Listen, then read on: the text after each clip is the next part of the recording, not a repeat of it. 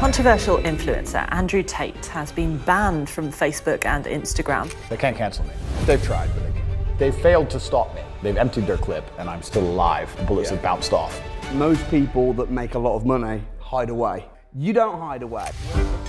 I've had a hard life. Even my day-to-day reality would be too stressful for 99.9% of people on the planet. How many people out there have such ridiculous sums of money? None of these people are getting these things by following the path the system is trying to make me follow. Most people who follow the path work, consume, die. What do you want? I was the most Googled man on the planet. More than Donald Trump, more than Joe Biden, more than Putin at the start of the war. I was that Googled. No matter what they do or what law they make, there's gonna be people who work harder than you. So if you're gonna be a lazy dummy watching Love Island and not try and think and use your brain, guess what? You're gonna stay fucking broke. Do you think that your attitude towards women, Boom in her face, is a little bit insulting towards women? you grip her up by the neck.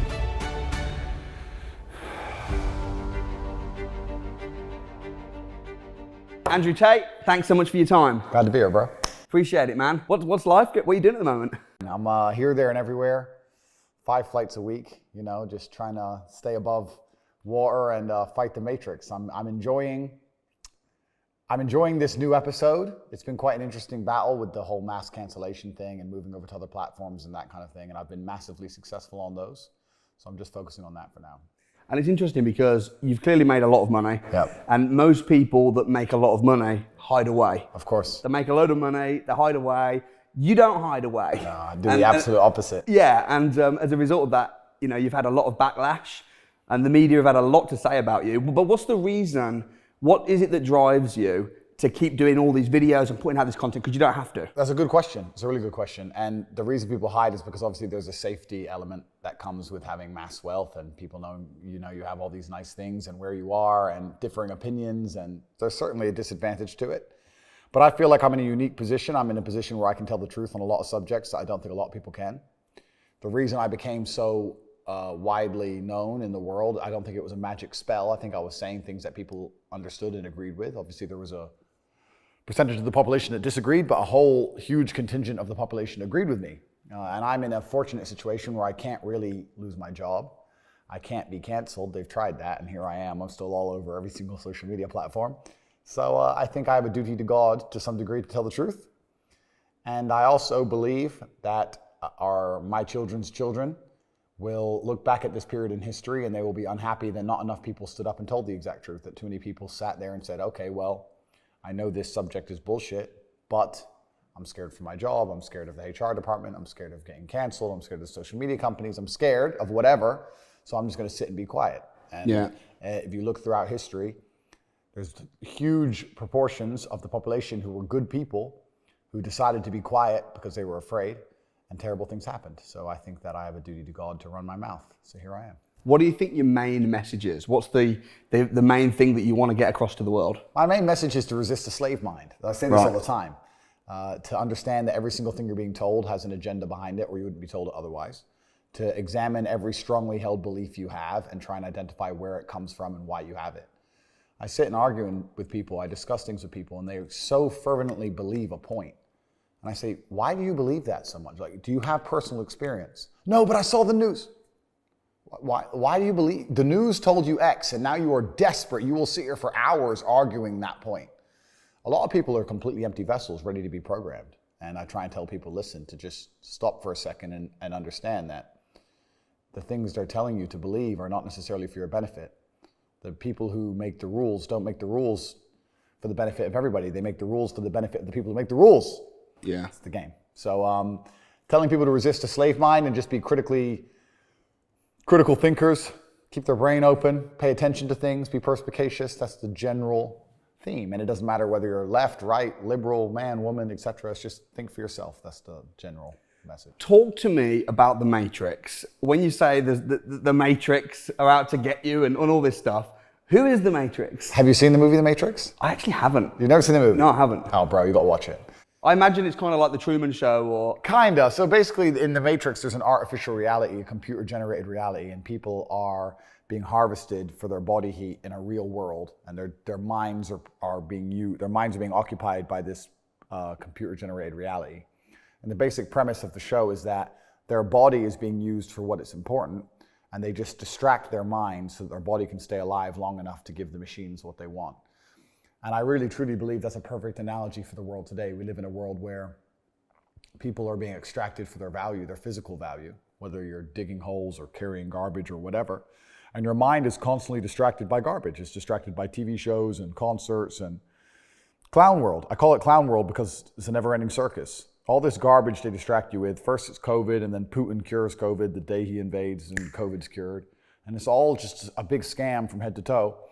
And the reason I call it the Matrix is because a false reality is being projected onto humanity, and they do that by controlling narratives. If they allowed people to have critical and open conversations about, let's say, COVID, at the height of the pandemic, it never would have lasted 3 years. But the reason, because they censor and delete one entire side of the argument, then you're only left with their version of reality, and they're projecting a reality. And they do that with nearly every subject.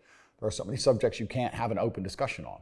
And if they delete all of one side and only keep one side there, then that's a false paradigm, it's a false reality, and that's what they're doing. And they're convincing people to act in certain ways and do certain things which are not necessarily in their best interest or necessarily true. We live in a world where I don't think the average person realizes how much they are lied to. From the way money works is a lie, financial system's a lie, judicial system's a lie, medical health care is a lie. It's all a lie. It's all a scam. Just go to work, pay your taxes. And that's why I call it the Matrix. So what would you say the average person that's maybe, thinking, oh my gosh, I'm being controlled, maybe this isn't true, maybe that there's an agenda behind the mainstream media and the news and the government? Maybe. Maybe. I mean, there is. I mean, this is the thing. You made a good point, because sometimes people say to me, well, maybe there is an agenda. What do you mean maybe? How can there maybe be an agenda behind the mainstream news? You're in charge of the world, you own the news. Are you going to tell the truth? If you had a bunch of slaves and a bunch of suckers working their asses off for pennies, are you going to tell them the truth? Would you? I mean, I can't possibly imagine that situation. Why the fuck would you tell them the truth? Why, the truth? How does the truth benefit? So what's their benefit then? They own everything. They own the newspapers, the media. What is the agenda of the Matrix? The agenda is just narrative control. Right. The agenda is narrative control, and as long as they control a narrative, they can control the populace to do whatever they need them to do. It doesn't matter if they convince you to be afraid of the common cold and stay in your house and destroy your own business and not see your own fucking grandmother for 2 years. It doesn't matter if they convince you that the planet's setting on fire and global warming is real, and now for some reason if they tax you, it'll fix it. It doesn't matter what it is. They create a narrative. They prevent people from talking the counter to that narrative. They now own reality. You change all the Google search results. Everything online says a certain thing must be true. And then you weaponize it for your own benefit, whether it's higher tax rates or more control over our movement or giving people's freedoms away, etc. The world used to be based on freedom, especially in the Western world. During communism, etc., the Western world used to stand up and say, the difference between us and the communists is that we're free. You live in this country, it's a free country. It's a free country.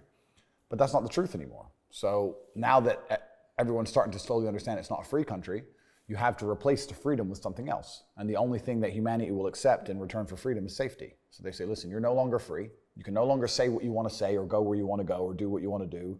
You can't go outside for this 3 years. You can't do that. You can't drive that car because of fucking the polar ice caps, whatever it is. But don't worry, it's for your safety. We're going to keep you safe. And that's what it is. It's all a big fucking scam. It's a lie. The people in charge of the world don't give a shit about our safety. If something bad happened to you, heaven forbid, let's say me. Let's say I got a terrible disease. Let's say I got cancer and I went to the NHS. I'd be waiting fucking months to get anything done. But then they want to text me 4 times a day, begging me to take an injection. And that's for my own good. It's bullshit. It's a scam. It's a fucking scam. Head to toe, all of it's a scam. It's a lie. One of the first videos I saw of yours was about university. Yeah. Which was really interesting to me. Another scam. Well, interesting, yeah. I mean, I wasn't very good at school, and when I was at school, I feel like at school, certainly my experience is they push you down one of 2 directions. It's either go on to be academic, go to university, or if you're a bit of a dum-dum, then learn a trade, go to college, learn to be a builder. And for me, I thought, okay, well, I'm gonna have to go down the second route. Yeah. And when I was 16 and I was doing a bit of Googling, I came across some, interesting books like Robert Kiyosaki's Rich Dad Poor Dad. And it was just crazy to me because I'm 16 and I'm thinking there's this whole other world about investments and business and entrepreneurship, which is completely not taught at school. Completely, because that's not, and it's interesting you say that because I have this saying and nobody seems to understand it. I say money's not real. And people say, what do you mean money's not real? Money's not real. It's not real. Money's not real. It's numbers on the screen. It's not a real thing. And once you start putting systems in place that generate huge sums of money, and once you get to the point where money basically has no value, like I do, I can go buy a Ferrari today and my bank balance will look basically the same. It doesn't change anything. So money isn't real. It's just numbers. It's all fucking invented. It's printed from the sky. It's garbage. You just have to find a way to make people understand your value, and yeah, it can just appear from absolutely nowhere. And I went from completely broke to hundreds of millions of dollars. And I know what you're saying in regards to this other world, because there is a subsect to humanity. It's kind of strange. When I was broke, when I was on a council estate in Luton, I thought everyone was poor. And now that I have money, it kind of feels like everyone's rich. I go to buy a plane and they're like, no, I'm sold out. I thought you fucking sold out of planes? I go to buy a Bugatti and they're like, sold out. I'm like, all the shit's Who are these people? Yeah, everyone's bought everything. Like, yeah. And it's crazy how many people out there have such ridiculous sums of money, truly ridiculous sums of money.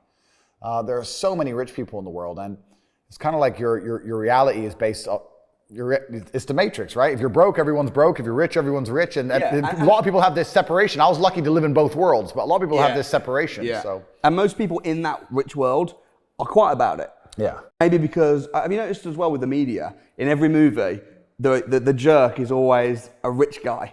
You know, Titanic, Jack's poor, but the narrative, I don't know if it's the same, you grew up in America, right? Well, but you have to protect yourself. You have to protect yourself from, obviously, crime.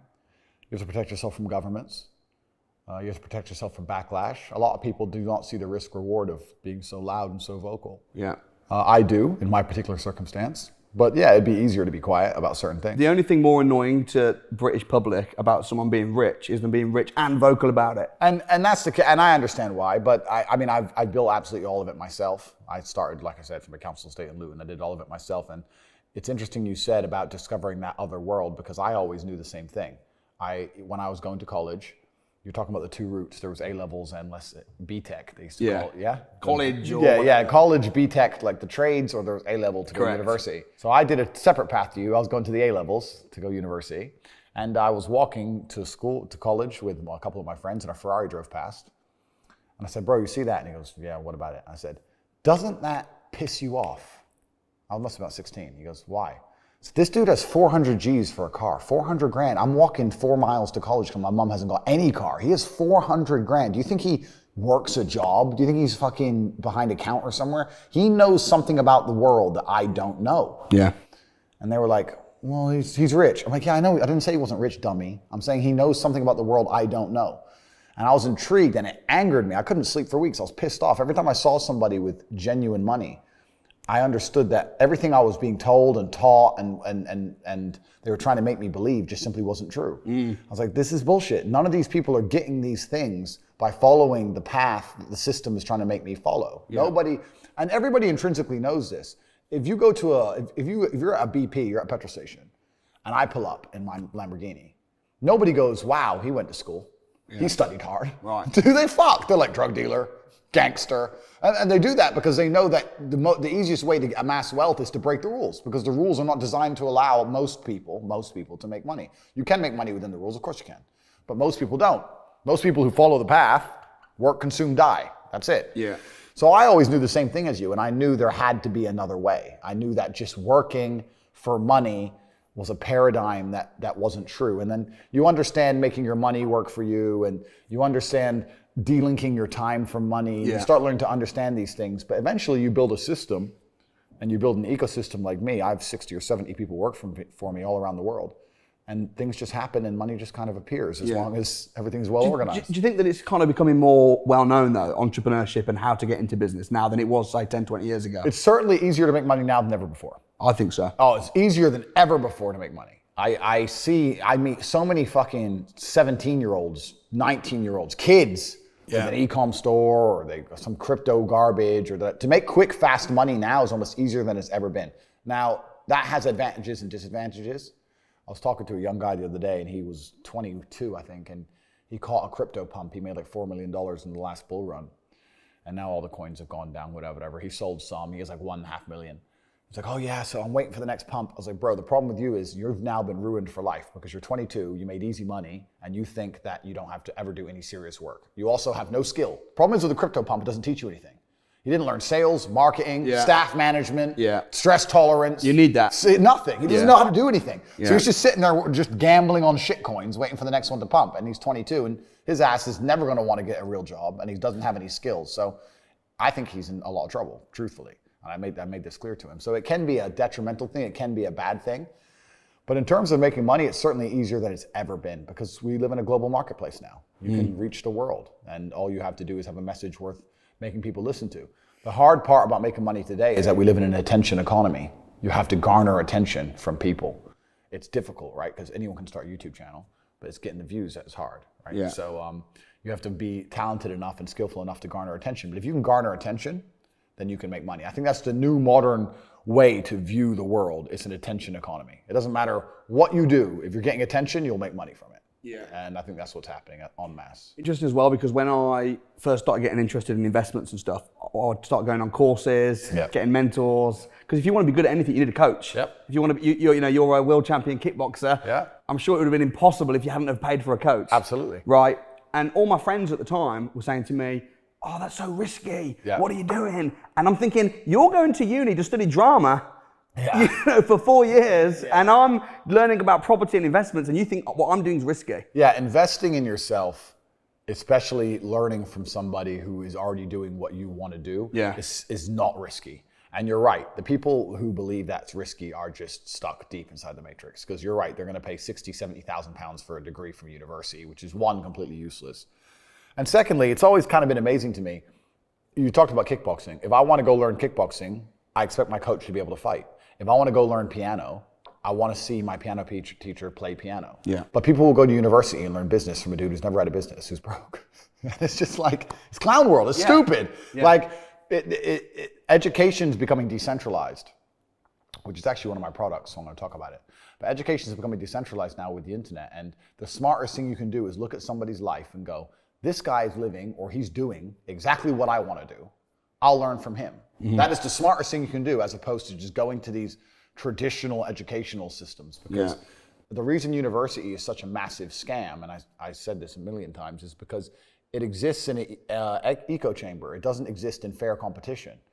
The reason universities still manage to function is because they'll give children loans to go to these schools, but you're not allowed to use the loan for anything else. If I were to say to the average 18-year-old, here's 50 grand.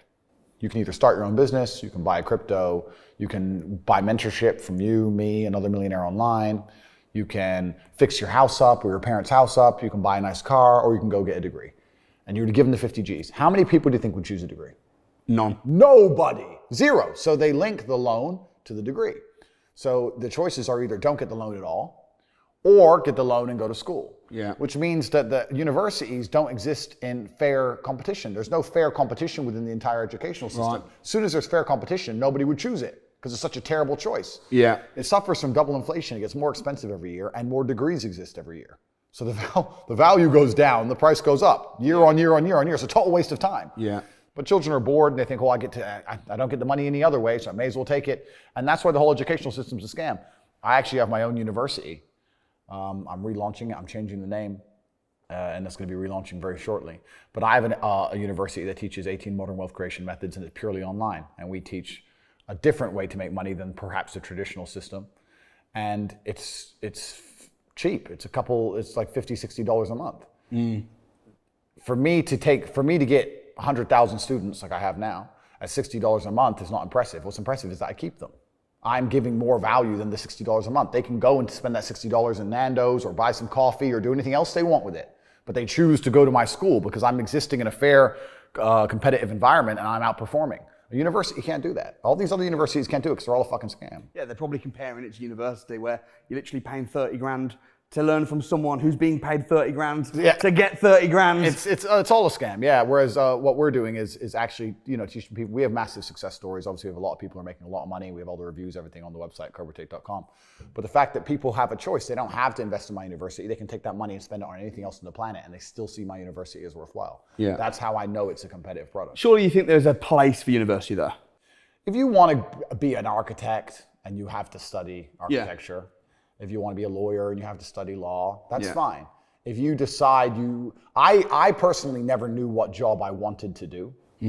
These people seem to be very passionate about a particular trade. I just wanted to have a lot of money. If you were to say, look, I'll pay you $1 million to dig a hole, I would have dug a hole. Yeah.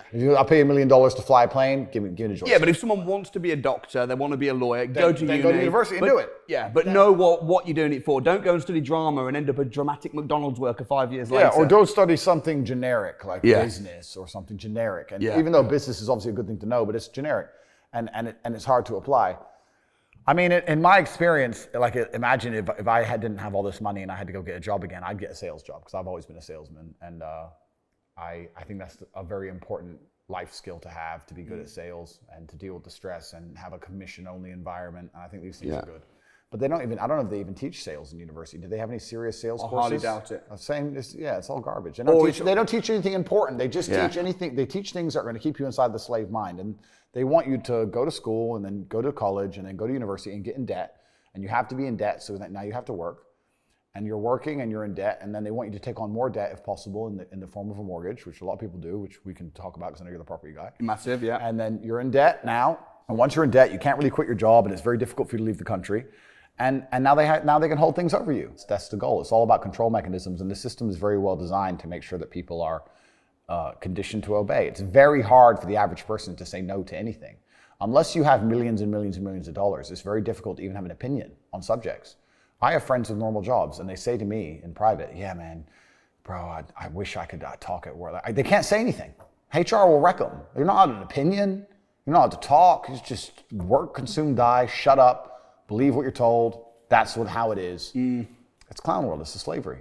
I think when it comes to the finances and what I've heard you say about money, I think you're pretty bang on. Yeah. I know you've been recently cancelled. Well, you cancelled. You're still everywhere on social media. They can't cancel me. You're still everywhere on social media. They've tried, but they can't. What do you think the reason was? I mean, I've seen some of the things that you've said that are controversial. That's not why they canceled me. They attempted to cancel me because I became the most Googled man on the planet. And I had mass influence over the youth, especially males, 18 to 23, 24-year-old males. Yeah. And those are the backbone of the slave force. And we always have been and always will be. It doesn't matter if you look at modern times or ancient times. If you had to build an aqueduct or a road or raise an army, you'd go and find the 18 to 22, 23-year-old fighting age males. We're the most important demographic on the planet. We're the strongest. We have the most energy. We're the most capable of doing the most difficult tasks.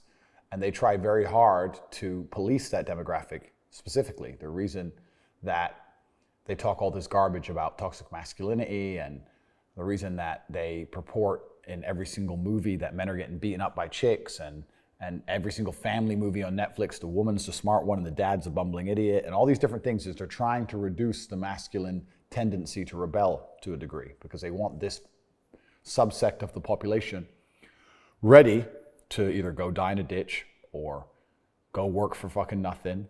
And what they don't want, the last thing they want is this subsect of the population to think, because that's the subsect of a populace which causes a revolution. If millions of 18 to 25-year-old men stand in one place, that's a revolution. That's it. It's over. It's not the women marching. The women can march. That's fine. But when shit happens, men have to come along and deal with it. Police have to protect them. Women can march and have an opinion. That's great. But an actual revolution is going to be men, because eventually it's going to become violent. And they don't want large groups of men standing up and going, wait, 3 years you just took all our money, destroyed our businesses. Now the pound is falling. You're inflating us out of the housing market. We don't stand a chance of ever having any kind of financial independence. You're destroying our energy sector to save Ukraine, money laundering. This is garbage.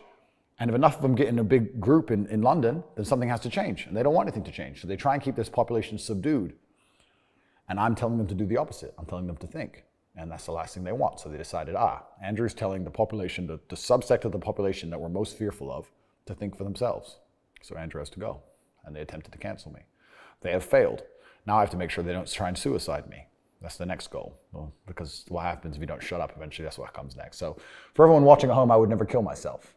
But yeah, it's interesting times we're living in, that's for sure. How did it make you feel when you got removed off of all social media platforms? I mean, were you upset about it? Were you? Top G, bro. I've been around. I've had a hard life. Yeah.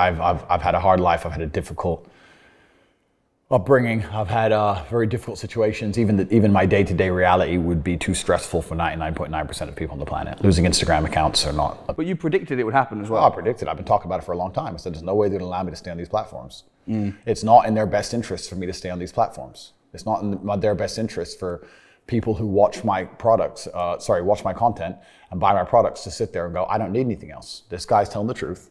I'm listening to him. I'm making more money than ever before. My life is better than it's ever been.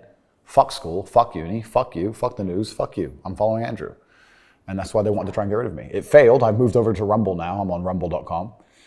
And the stock price has blown up ever since I've moved over, and I've got 600,000 subs inside of 2 or 3 weeks. Well, congratulations. Thank you. So that's big on Rumble. Yeah, bro, it's massive on Rumble. Like, no one talked about Rumble, right? So they've failed to stop me. They've emptied their clip, and I'm still here. I'm still alive. The bullets have bounced off. But that's the real reason they canceled me. I don't know if you know the story of Socrates. Socrates had to poison himself. He was arrested, and he was accused of corrupting the youth. That's why. He was tried for making the young military-aged men of Greece think for themselves. That's not allowed. You're not allowed. Since the dawn of human time, you're not allowed to do that. And I'm committing the cardinal sin. I'm saying to men, listen, they're trying to tell you X, and that's garbage. The truth is Y. And that's why they decided to leave. What do you think is going to happen over the next few years with the cost of living crisis, which is not just in the UK, it's pretty much all over the world. Yeah. People are literally, the average salary is about 25, 30 grand a year. Everything's going up apart from salaries. How do you see the next few years panning out? I'm going to say this now, and I'm someone from a council estate. I don't have a clue how the average person is still surviving. I don't get it. Like 25, 30 grand a year in the current world is such a tiny amount of money. It's it's about to be worse than ever before. It's going to be have-nots and have-yachts. It's always been that way. Yeah. But it's going to become worse and worse. As inflation gets out of control, as the price of assets soar, the rich are going to become richer and the poor are going to become poorer. I don't think that most people, I'm going to correct myself, I know that most people don't understand economics as a whole. They don't understand money as a whole, because if the people watching this, if they all understood how all this shit worked, there'd be a revolution tomorrow. So they don't understand any of it. But it's very difficult for a government to even pretend to give a shit about the average person to me, because I understand how all this works. So the government comes along and decides to give out free money. The average person in the middle or at the bottom goes, wait, free money, government cares about the poor person. No, they don't. Let's keep it very simple. Let's say they gave every person in the UK £1,000. They're either going to save that money, or they're going to spend that money, or they're going to, let's say, invest that money. If they spend that money, which is what 90% of them would do, it goes to corporations, making the corporations filthy rich. The stock price of Amazon during COVID went to the moon, because everyone's sitting at home bored, just buying stuff, right? So there's less corporations than there are people. So let's say you give everyone in the UK £1,000. A lot of that money goes to one guy, Jeff Bezos. The rich get richer, just like before. Let's say they invest it. Well, they're going to invest it in what? The stock market? Well, that increases the share price of companies. Who owns companies? Rich people. Let's say for somehow 200 of these people are best friends and they're never going to argue, and they get together and they get £200,000 and they buy a house, for example. That's still going to raise the price of housing on that street. The house owners, the homeowners are going to get richer. The people who already own things, the asset owners, are always going to get richer. No matter what you do, the people who are poor are always going to get poorer, and the asset owners are always going to get richer. Yeah. And it's running away now to a point where the chance of buying a home on the average salary is near on impossible. I mean, you know some hacks, you know some things about it, et cetera, et cetera. But I don't know how people are surviving on this money. Because I come from a council estate in Luton, that's fine. But now I'm living in a world where I can talk a bunch of rich people stuff right here. For me, it's very normal now to jump on a jet from Bucharest, where I live in Romania. I'll go to Monaco, that's 30, 40 grand. We'll go stay in a hotel, which is 5 grand a night. We'll go out for dinner, 3 or 4 of us, that costs 15, 20 grand. We'll stay, we'll have a business meeting, and I'll jet home. I'll spend 200,000 pounds in a weekend to go to a meeting. and I'm not the only one doing it. There's 30 other guys there doing the same thing. Like, I don't think people who are working normal jobs understand that there are people out here making such ridiculous sums of money.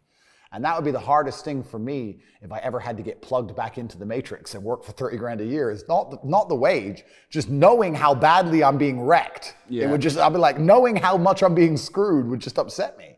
But yeah, it's gonna get harder and harder. It's not gonna get any easier. The government has no power to legislate money into the hands of the poor. They can take more money off the rich, or they can attempt to. We can talk about that in a second, because they really can't.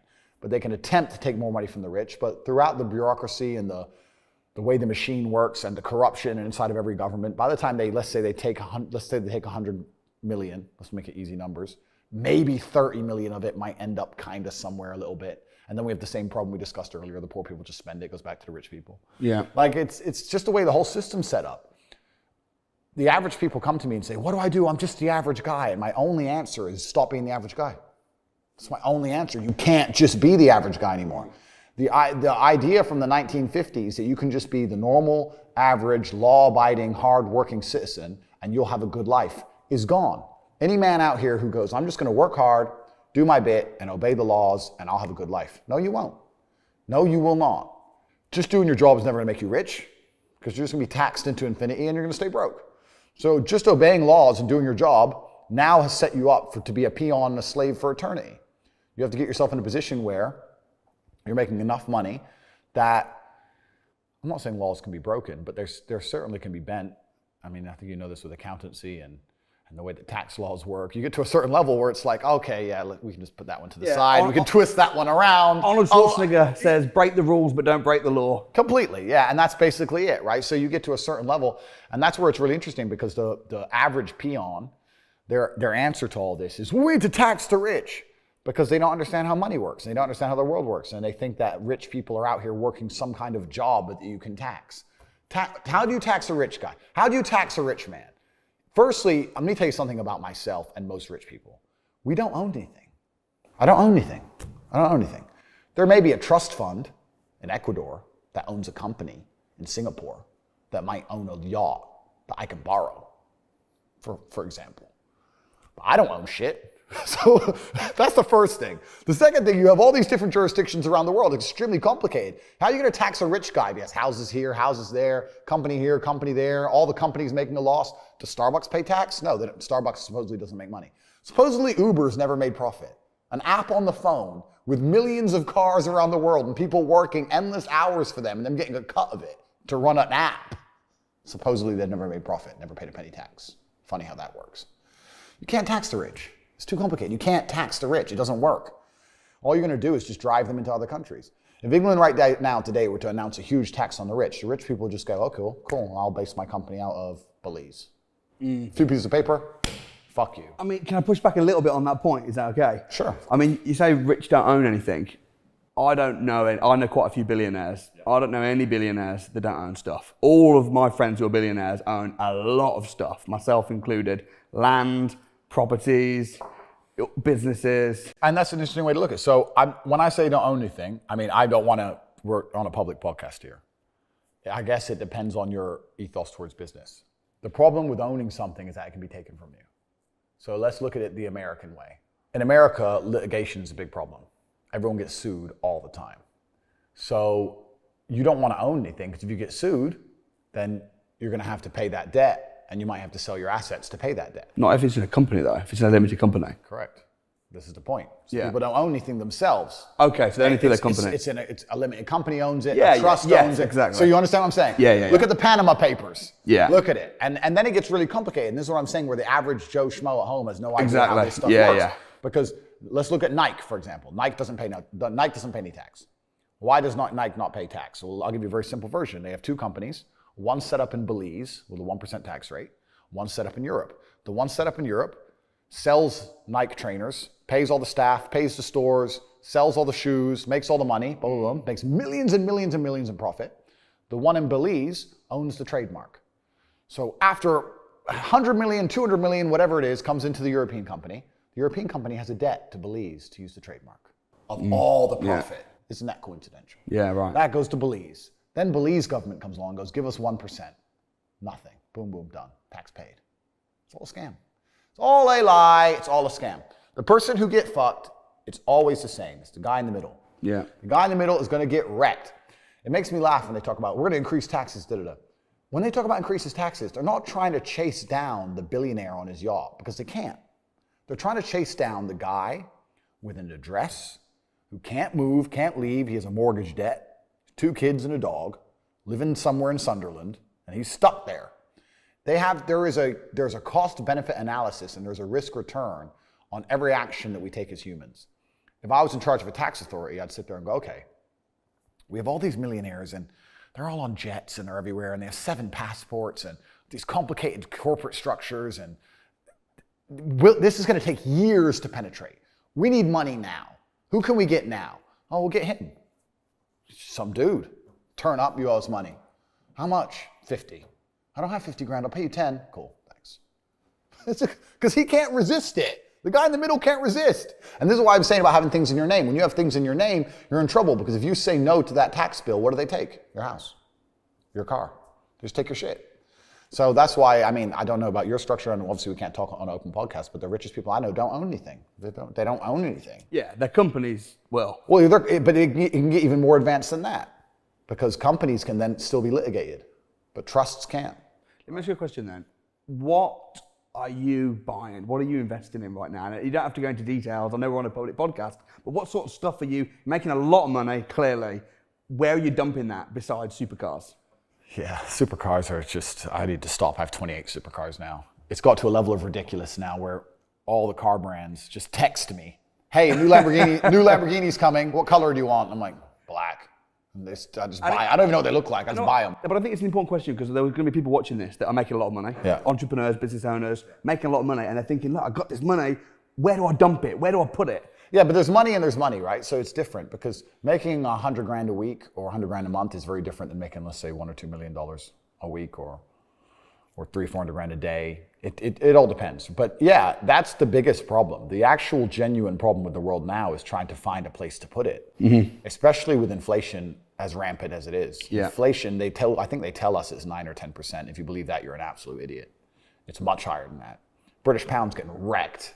Pound is getting wrecked. Yeah. So like energy prices are going to go to the moon. On top of that, the currency's inflating, so we're just printing it because we have to try and fix these problems. And it's difficult. Where do you put it? And that's my concern. And you can put it into hard assets, but then hard assets come with a new problem, because my personal view is that I wanted to be rich, and then I got rich. And then I realized what I actually wanted was to be free. And they're different things. There's a lot of people who are rich, but they're not free. Yeah. They can't say the things I'm saying on a podcast. They can't tell a government to get fucked like I can. If I were to just buy a bunch of houses in England and continue talking like I'm talking on a long enough time scale, they're going to take them. This is the thing. You don't own houses. That's the reason I'm not a big real estate guy. People say, oh, I own my house. Oh, you own it. Let's talk about your owning that house. Go out and park somewhere. Get a parking ticket. Don't pay it. Okay, so they add more money. Don't pay it again. Give you a court date. Don't go. They send a bailiff. Don't pay him. On a long enough time scale, may take a year, may take 2, may take 3, sooner or later, they're going to come with a big enough piece of paper and a big enough bailiff, and they're going to take your fucking house. They're going to say, you owe us this money. This is your asset. Give us your asset. You don't own it if they can take it from you anytime they want. And that's what they'll do. A judge will get a new piece of paper, stamp a new piece of paper, and they'll take it. Because the governments have a monopoly on violence. And that's the true underpinning of the world. The true underpinning of the world is violence. We live in a world now, which is a society which is based on violence from the absolute ground up. Not many people look at that and understand that. And the government are the only people who are allowed to be violent. And that's why they can get away with whatever they want. But everything is violence. There's a threat of violence within everything. The reason a police officer can give you a fine and you don't tell him to piss off is because you don't want him to be violent with you. That's it. He always has that in his back pocket. They've always got violence in their back pocket. This is what the government has. So to sit and go, I trust the government, I'm going to buy this nice big house, I just think that's, to a degree, yeah, you can make money. And yeah, everything's fine as long as you follow the rules. I'm not saying it's not. But in my situation, in my worldview, it's like I don't like having someone having that kind of control over me. So to answer your question, sorry, because I'm trying to be a professional. So real estate's difficult. The currency markets are trash. Stock market's about to go down to fucking zero. It's hard. Like, it is difficult to sit there with hundreds of millions of dollars and go, what do I do with it? Where does it go? It's hard. And I found some solutions, which I can't say on the podcast, but it's difficult. I mean, I'm gonna have to come back to the real estate thing in a second. Sure. Because of course I wanna defend real estate. Absolutely. So what are you buying, bro? Just a hint. I know you can't go into detail, but like, is it Forex? Is it crypto? Is it business? Yeah, you have to diversify. You diversify, and then you look for emerging markets. Right. And truly, what I'm doing now at my stage of my life is buying power. So I thought I wanted to be rich. I didn't want to be rich. I wanted to be free. You're only free with power. And in the American political system, it's a perfect example of lobbyists and lobbying. Yeah. So like, they will lobby for things. They'll come along and say, I'll give you an example. Why are there no high-speed trains in America? America's huge and rich. High-speed trains would be fantastic for America, but the rail network is basically non-existent. The reason is because the oil companies lobby both political parties to make sure that they don't build trains, everyone drives. Long highways is good, sells a lot of gasoline. That's what they want. So once you get to a certain level of money, you realize you want political friends. So you're like, okay, I want this law, or I want this law to work this way. Or I just want someone I can call if this happens to me. And you just start giving a lot of money away, effectively. And you're trying to buy power, and that's the way it's always worked. That's what these huge corporations and companies do. Why do you think they're paying 0% tax? You think we could come for them if we really wanted to, but we won't, because the whole system is so rigged. We can talk about this forever, but people don't understand the whole system is so entirely rigged. You and me are both going to run for a position. We're going to both run for, let's say, the mayor of nowhere town, some imaginary place. I've sold my soul to the devil and you haven't. So you're an honest man and you want to make the companies pay tax. I don't give a shit, I just want power. So the companies give me money. So one, I get a nicer campaign trail. Two, the companies also own all the media, so they lie about you, tell the world you're evil, like they just lied about me. They lie about you, tell all the horrible things they can, say I'm a good person. They fuck with your bank accounts, mess with you, lie with you in the media. You're trying to run your campaign. I'm fully funded. The media's on my side. Tour bus, posters, Who's going to win? I win. And then what do I do in return for the company who I sold my soul to? Don't worry about tax. Don't worry about it. We'll just tax that dude in Sunderland. He'll pay the tax. Don't worry about it. It's a scam. It's all a lie. Whole system's a lie, all of it from head to toe. Every single thing is a lie. And I think a lot of the reason average people don't know this or pretend they don't know this is because by pretending to be ignorant, they can sleep at night. Because if they truly understood it, they'd be like, I'm in the matrix. My whole existence is a waste of time. Yeah. No, I think the thing is, Andrew, you are a straight talker, right? And that's one of the things I think so many people love about you. You say it absolutely as it is. And my fear is, if you say, real estate's dangerous, this is dangerous, people will not know what to do and they'll end up doing nothing, leaving their money in the bank. That's true. Help us out. Okay, that's true. Help us out. When I say real estate is dangerous, now firstly, you can make money with real estate. You can make money with real estate. I'm not saying it's dangerous from that perspective. I'm talking about my own personal ideology. Yeah. My personal ideology is I don't want to be within control of a government. I don't want a government to control me. If I didn't think that way, then I'd be a lot less opposed to real estate. I mean, a house is always going to be worth something. It ain't going to go to zero. You know, it's not like a risk like a crypto or a stock that can go to zero. A house will always be worth something, and you can definitely make a lot of money in it. I'm just at the position where I just don't want to have a government to have control of me. And this recent war proved it. Look at all these billionaire Russians who fair and square bought property in London by the law, paid their price, paid the stamp duty, stuck to the rules. Then the president of their country did something they may not have even agreed with it. Who do they know? Do you agree with everything the prime minister does now? No. Neither do I. And then the British government came along and just took all their houses off them. Here's my stance. If you have gold, silver, anything, especially money in the bank, it can, if you go down the extreme levels enough, it can get taken. Well, that's true. Nothing on this earth is freehold. Everything is leasehold. To a degree, there are certain things which can't be taken. Like, you won't give us one example though, so it's hard to... There are some things that can't be taken. Okay, but I think that property is one of the hardest things for anybody to take. It's hard for people to take, but it's very easy for a government to take. And also then it depends on how you view the world in the upcoming future. It depends how you view the world. So I think personally, my personal view is that this whole garbage based around the common cold was a trial run for whatever's coming next. I think that central bank digital currencies are coming. I think that they're going to introduce a crypto to replace the pound. Yeah. I think the CBDC is going to be tracked meticulously on the blockchain. They're going to know where every single pound goes, where it comes from. They're going to put time limits on how long you're going to be allowed to hold it without spending it. They're going to prevent you from buying things they don't want you to buy. They're going to change the way the monetary and financial system works, because this one has to explode. Yeah. This system cannot continue. I don't think people understand that we are just printing money and pouring it down a black hole, trying to fill it up. And the second we turn off the printers, it all falls down. It's all over. This is going to be destroyed, and they're going to replace it. And when they replace it, they're going to replace it with something that gives them more control. That's it. That's all they want. Yeah. So I think that's coming. And I think that once that comes, you have huge problems. You have huge issues. It may not be our lifetime. It may be our children's or our children's children. Yeah. But there is a future coming where if you do or say the wrong thing, your money doesn't work. Yeah. Or your electric car won't start. Right. Or your electric car can only go in these zones. All this is coming. The control is coming, right? So having a big stationary object that I can't sell without the government involved, to me is scary. I like the idea of a mobile object that I can sell without the government involved. Another thing about property, I make a lot of money in property without owning it as well. Yeah. By controlling it. Absolutely. And also being a property entrepreneur. I can't say you don't make money in real estate. And I'm also not saying I don't own any. You do own property. Of course I do. But I'm just saying that I don't feel comfortable. I don't go, bought another house. Yes, let me sleep easy. Some guys do.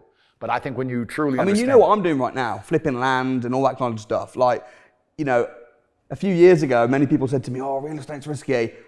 I've made millions in real estate. I bet you have. It's all I know. I bet you have. And through controlling it, flipping it, Yep. trading it, owning it. Completely. And my properties a lot are in my personal name. I've Yep. got a lot in company as well now. Yep.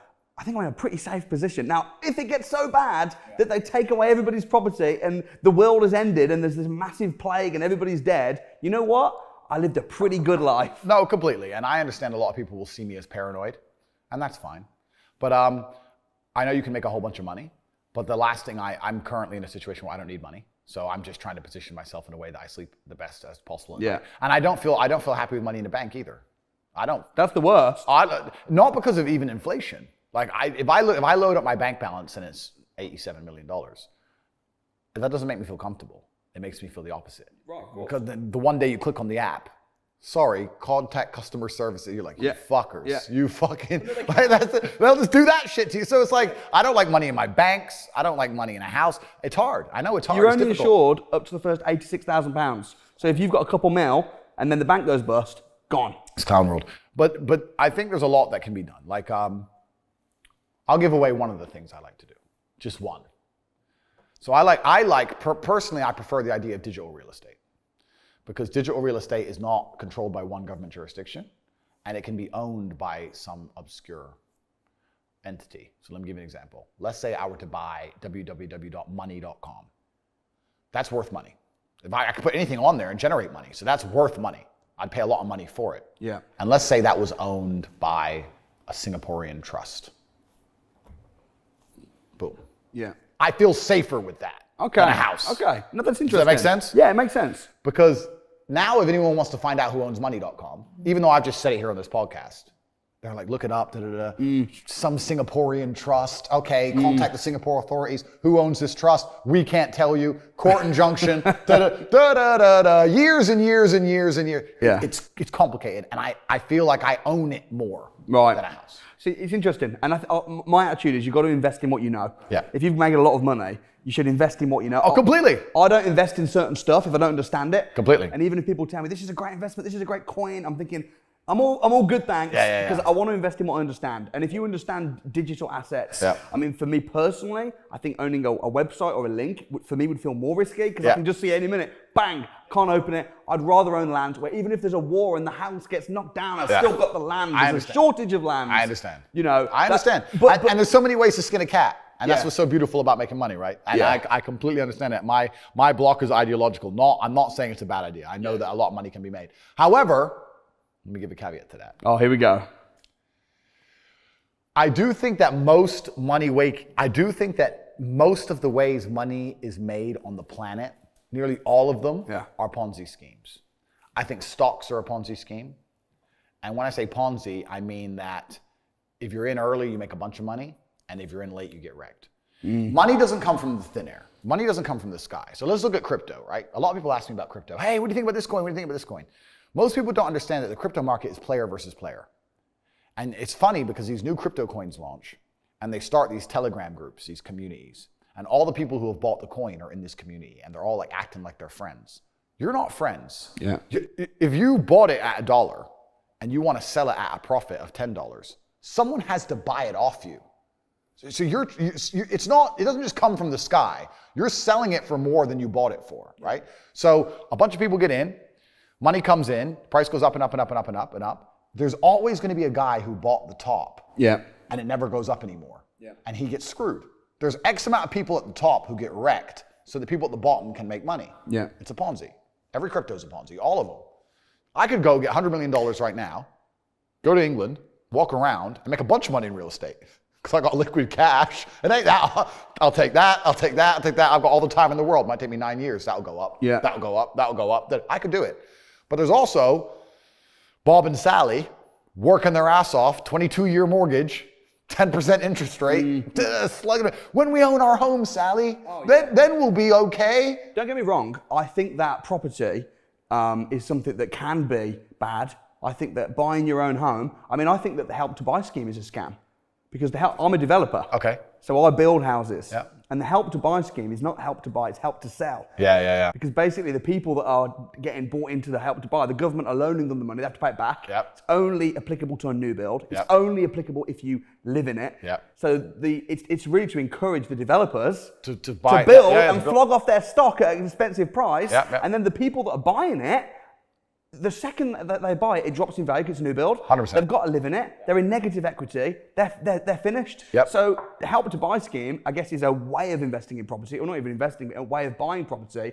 I don't think you should do that. I think that before you buy your own home to live in, I do own my own home. Yep. But I only bought it last year. Yep. After making millions. Yep. So I think before you buy your own home, if you're ever going to, become a millionaire first. Oh no, completely. There's so much to say for renting because when you rent, you have flexibility. Yeah, true. I think that flexibility, if we're talking about the attention economy, and we're now living in a world where things are changing so rapidly. Think of how different the world was 10 years ago. Yeah.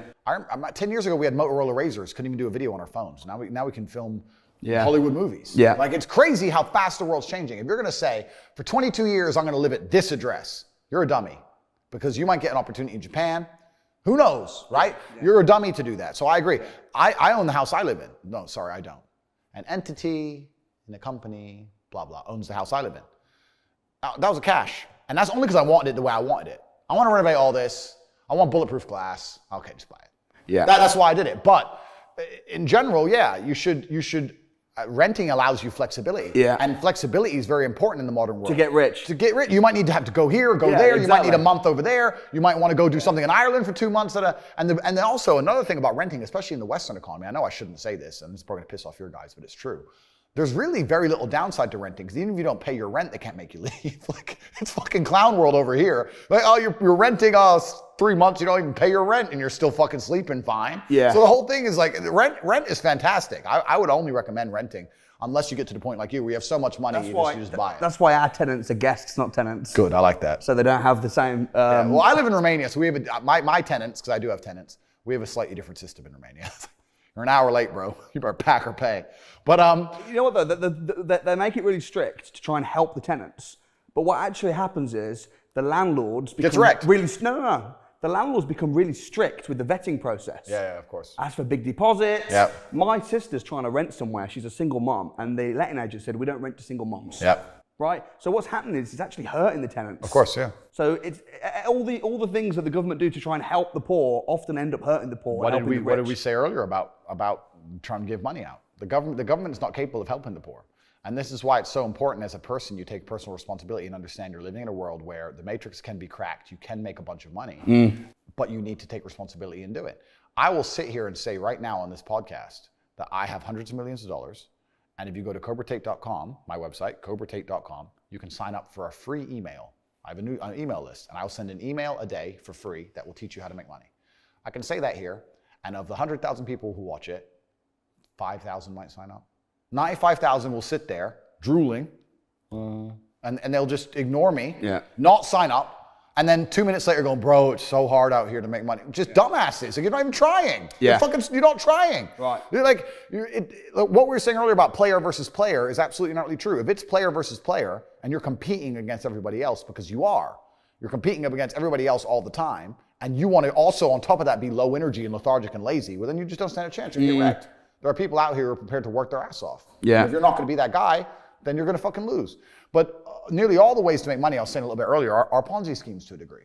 And that's what's kind of interesting about it. It's unfortunate that certain people in nearly any industry or any money generating avenue are always going to get wrecked. And that's just kind of how it works. And that's the way the whole system, the whole world works. I mean, even me, man, like I made a bunch of money on the Russian ruble. When I saw the way the war was going, I'm $30-40 million I made. I knew the ruble was going to go up. That's an all-time high now. But that takes perspicacity. This is also comes into network. The average person is not sitting around having conversations about the war in Ukraine and the Russian ruble and the financial impact of the war. Me and my team and my network, we're different. Like most people see the news, they watch the news. Okay, yeah, okay. Anyway, me and my team, we're watching the news. Okay, how can that make us money?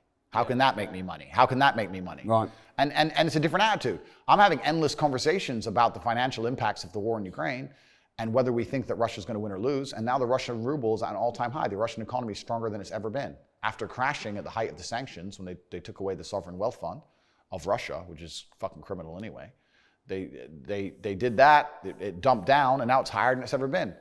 On a currency to get a 3x. Yeah. It's nearly unheard of. People don't talk about these things. I'd say this another thing. I say to people who ask me, they go, Andrew, how do I get rich? And I say, okay, well, you're probably not gonna get rich because I bet you're lazy, but let's say you're not lazy.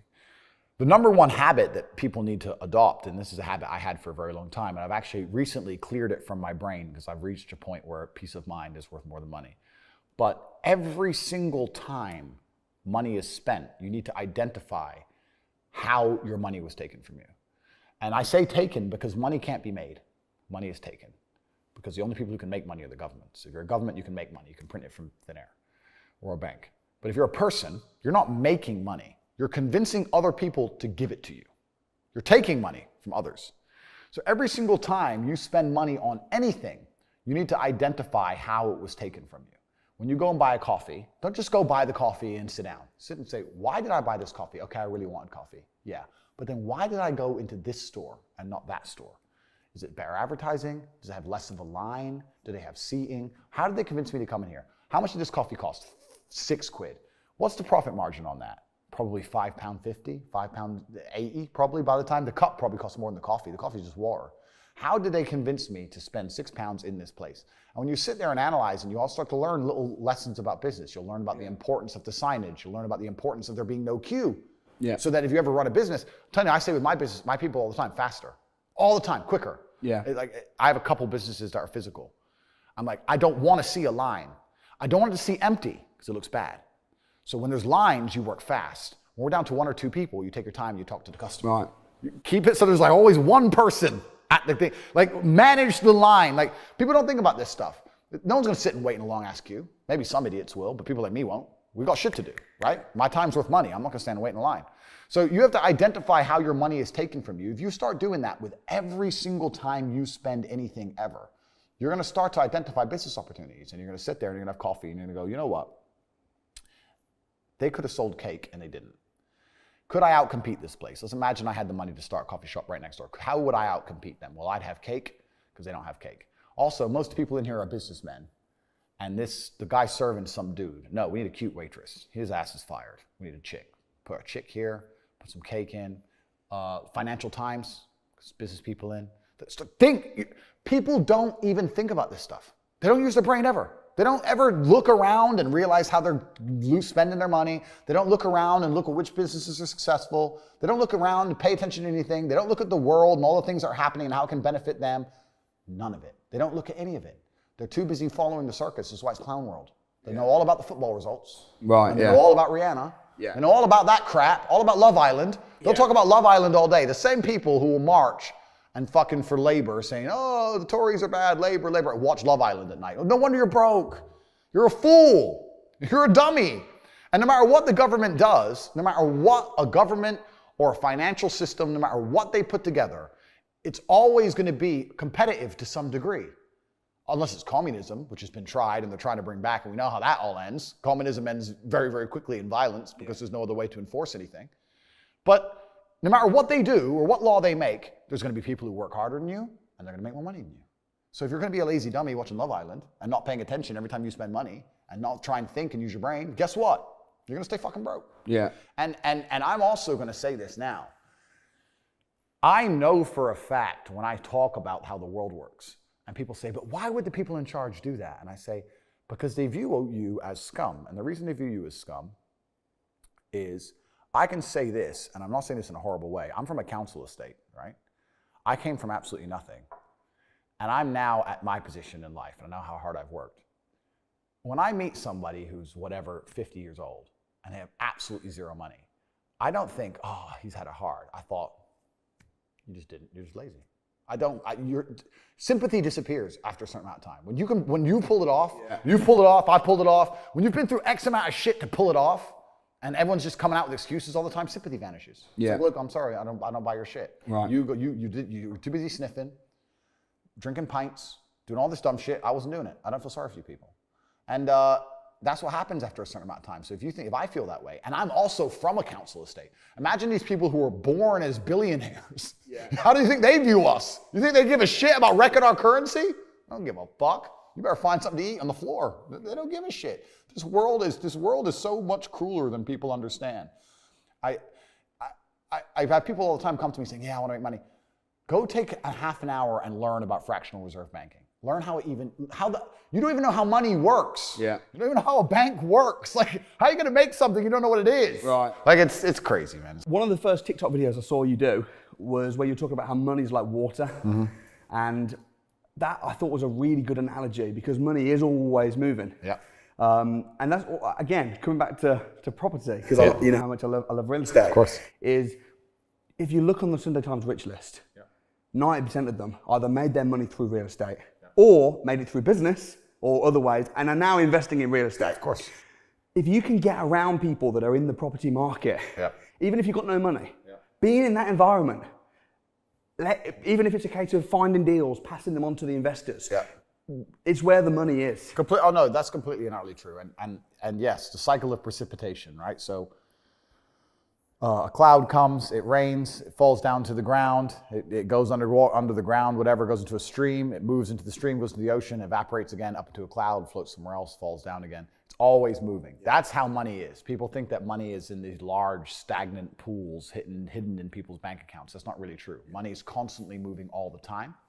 And if you can find a way to get in between it and stand in the right place at the right time, you're gonna get wet. That's absolutely not true. That's awesome analogy. But it's true. I'm going to steal it, by the way. You can. It's no problem. It's true. And a lot of people have done that, right? I mean, even the little example I was talking about earlier.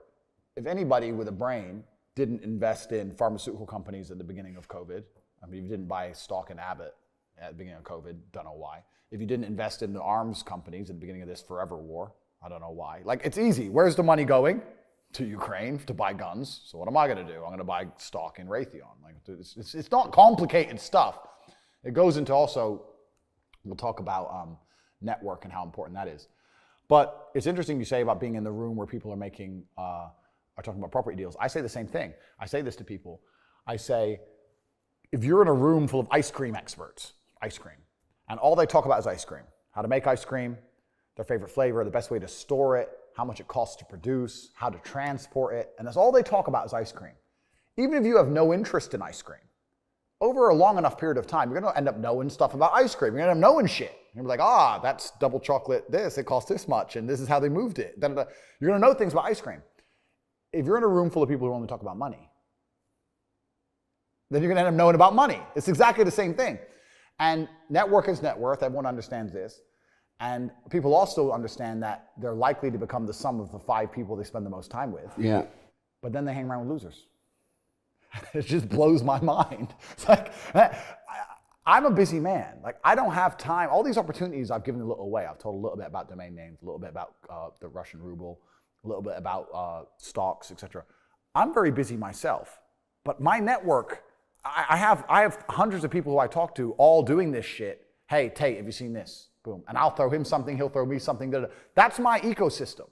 That's who I talk to. Those are my friends. We don't talk about Rihanna. We don't talk about the football. We don't talk about Love Island. We don't talk about anything other than money. Yeah. How are we not going to make hundreds of millions of dollars? How am I not going to have money? Like, that's all we talk about. That's all we do. So I say this to people, I say, when's the last time, we talked about the coffee shop example. I say this to people all the time. When's the last time you sat and talked about money? What do you mean? When's the last time you sat down with someone and talked about money? Well, what do you mean talk about money? Well, if you don't know what to talk about, then you don't understand money. So go learn how money works. Go learn how a bank works. Go sit on YouTube for free. You don't just pay 50 grand in 4 years like a university. Go sit on YouTube and understand money, banking, or the real estate market, any of it. Understand the last housing price crash, why it happened. Understand mortgage rates and how that's affected by interest rates. Understand it, and then go sit with someone else who understands it and talk about it. Oh, yeah, I should do that. Yeah. Back to TV. Yeah. Dumbasses. So like I don't want to be a negative person because I'm not. But to a degree, I think the universe is very giving. And I've yet to experience in my 36 years a man or a woman who genuinely tries their very best and genuinely dedicates themselves to something and is genuinely motivated to make sure they're the best version of themselves, who doesn't get what they want. Yeah. I've never seen it. I've never seen someone go, I spend all of my time doing what I'm supposed to do. I do not waste any of my time. I dedicate myself. I'm good to people. I'm honest. I'm hardworking. I'm there on time. Every time I've got a meeting, I've got a firm handshake. I don't snake anybody. God likes me. I work hard. I'm not an evil person, and I work really, really hard. Who doesn't have everything they want? Yeah. So everyone can have anything they want. I really believe the universe will give anyone anything they want if they actually fucking want it. The problem is, I think, when people complain. So if someone's complaining that they're broke and being negative, oh, it's really hard, but then they're not doing the very basic things. It'd be like me complaining that I'm overweight. Yeah. Yeah. If I was to bitch about it, oh, I'm overweight, it's really hard. I heard you say actually on a Rumble video, you said that if you woke up fat, within a couple of months you'd be slim.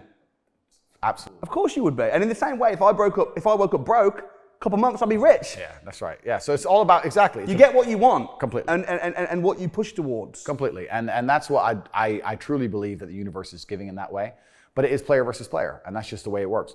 But that's why also network is so important. So a lot of people who don't have, when you were saying earlier about being around the property deals, just even being around people with money, it's just a good place to be.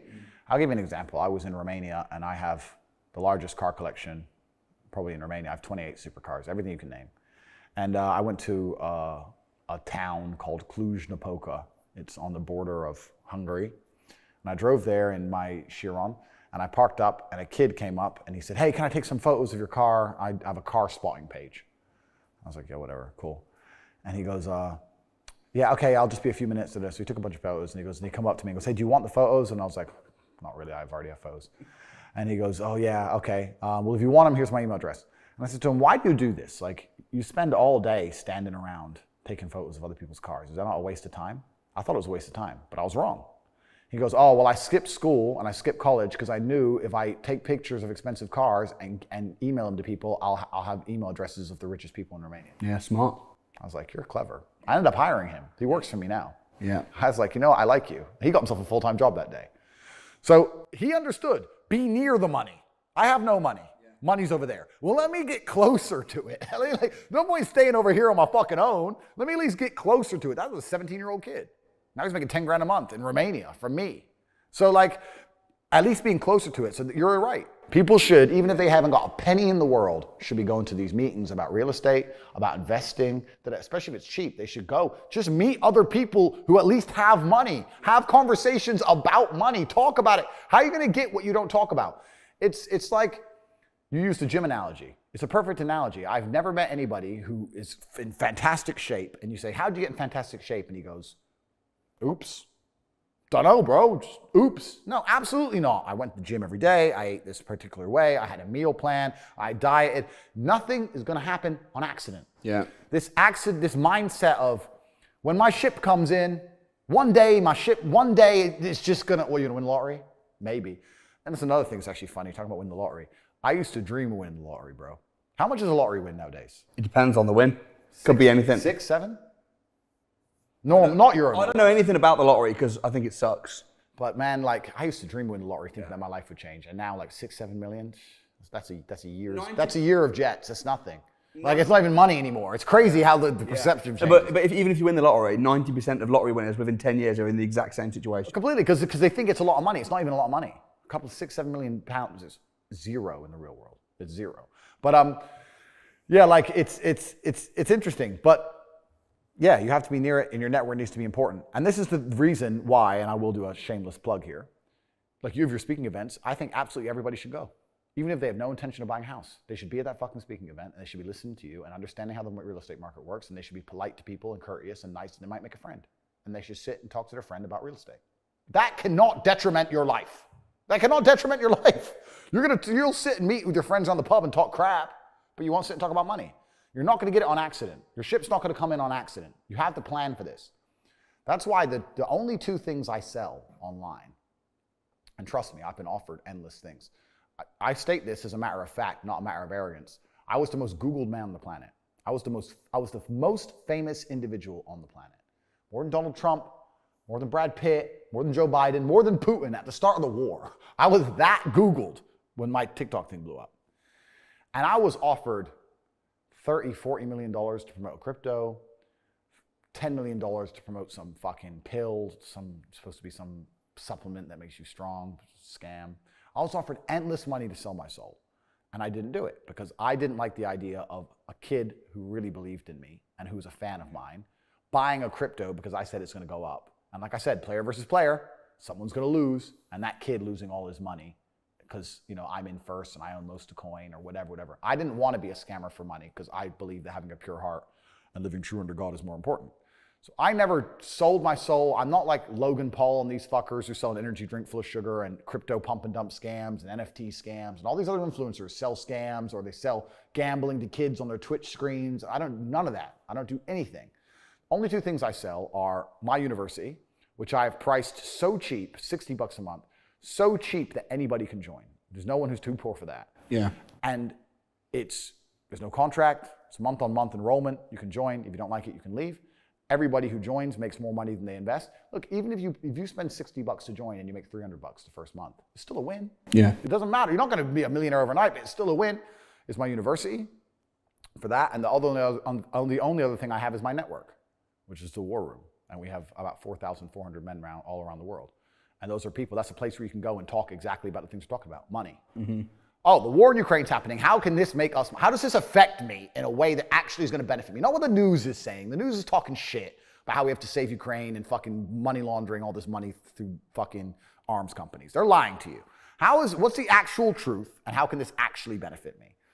So I have the War Room, my personal network. Those are the only two things I sell to the world. I sell how to make money in a university and I sell a network. Because if you have those two things, you can have anything you want. Yeah, and it's interesting as well because anybody that says, I won't pay that £60 because it might not work, it's crazy. No, but what will happen is when they go into business, they'll think the same. And anyone in business has to look at the best case and the worst case and the likely case. Yeah. And if anyone says, well, the worst case is I'll lose £60. Yeah. The best case is I'll be financially independent, travel the world. Yeah. But you know what? I'm not going to take that risk. Yeah. They'll never win in business. The unfortunate reality about the world is the law of averages ensure that half the people you meet are even more stupid than average. That's just the way it works. Yeah, you're right. What kind of stupid equation? Like I said, I've sat here on a podcast and said, me as a multimillionaire, even if you don't give me £60, I have a free email list. I'll give you tips for free. CobraTate.com, sign up. It'll take 3 seconds and you'll get tips on money every single day for the rest of your life for free. A bunch of people still won't go. They still won't do it. And then you're right. What kind of idiot sits there and goes, this guy has hundreds of millions of dollars. He doesn't need why would he scam me at £60? Surely, and all these other people are enrolled and they're paying every month. So obviously they're getting value. Obviously they're making money from this. Yeah, but maybe I'll lose the £60 and can't afford a Nando's. Not worth it. These people just deserve to fail. And that's why I get to the point where I'm semi-jaded. I don't feel sorry for these people. They deserve to fail. If you want to make money, I'll tell you how. Yeah. You go to CobraTate.com, sign up for the email list, and go join Hustlers University. And if you want a strong network, join the War Room. There's all your answers. I fixed all your lives. But if you're going to sit there and just sit on your ass and not do anything, then don't come up to me in the street and ask me why you're so brokey. Because there's the answer to it. But yeah, it's interesting, man. The world's kind of a crazy place. And I mean, the last 3 years have proved it, etc. But The Matrix, you have to watch the movie The Matrix. I will watch it. You have to watch it. But Morpheus says it. Most people's minds are not ready to be freed. Most people's are so dependent on the system that they'll fight to defend it. Their minds are not ready to be freed. I also think another thing that's kind of interesting is the world is changing so fast in real time. I think a lot of the advice based around making money is severely outdated. Yeah. And that's why my university, we don't have a real estate section. You used to, though, I'm sure. We had something. I've seen... we had like an Airbnb kind of thing. Right. But we don't do real estate so much anymore. We teach 18 modern wealth creation methods. So the new stuff, right? Because a lot of the things people are told about how to make money was accurate, but it's no longer accurate. Yeah. Like your parents will say, hey, you need to save up and buy a home. Well, okay, when you were saving up and buying a home, it was 50 grand for a house. Yeah. You were earning 20 grand a year. You were getting 5% on your savings, and you bought a house, and now that house for 50 grand is worth $500,000. I'm sure it worked out great for you. It's a bit different for me. It's not the same. Yeah. So all the advice they're giving you is shit. That's the case of any business, though. It gets outdated. It gets outdated. You need to be. And you have the modern ways, which is fantastic, but I'm saying a lot of people will sit there and listen to their parents. Yeah. And I was like, your parents don't know anything. Yeah. Your parents did something that worked once and it doesn't work anymore. And what works now won't work in 20 years. Yeah. That's why you have to be perspicacious. You have to be adaptable. You have to be indefatigable. You have to pay attention to these things. And this is why network is so important. This is why you have to be talking to people who are constantly on the cutting edge. I'll say this now. If you're sitting here at home watching this, you're on the internet and you're saying, I want to make money on the internet. Know that me, a man with hundreds of millions of dollars, and my network of 4,000 people all around the world, from Singapore to America, etc., with combined assets of billions, are talking for 12 hours a day about how to generate money on the very cusp of culture, on the very cusp of updating geopolitics. This is who you're competing against. It's player versus player. You're sitting there like a jackass, scrolling around a little bit and going, oh, I hope I'll be rich one day. And there's people like me and my network out here, and here's who you're competing against. You're gonna get fucking wrecked. You're gonna get crushed. Either join the winning team or stay broke. Yeah. Like, there's no other way. Like, you find somebody who knows what they're doing, as you do. You've proved it. You have all the credentials to prove you know what you're doing. I know what I'm doing. And join their team or stay broke. You're gonna get fucking crushed. It's player versus player. You're not gonna do it on your own. The whole idea of like this lone wolf shit is also garbage. You need network, you need people, you need teams. You know this better than anybody. Yeah, and it's like, you know, if you're playing chess, I know you love chess. Your dad was a champion chess player, and you don't really know how to play, and you're against a champion chess player, every time you're going to get spanked. And that's the interesting thing about chess. That's what's so great, because the rules of the game are the same for both players.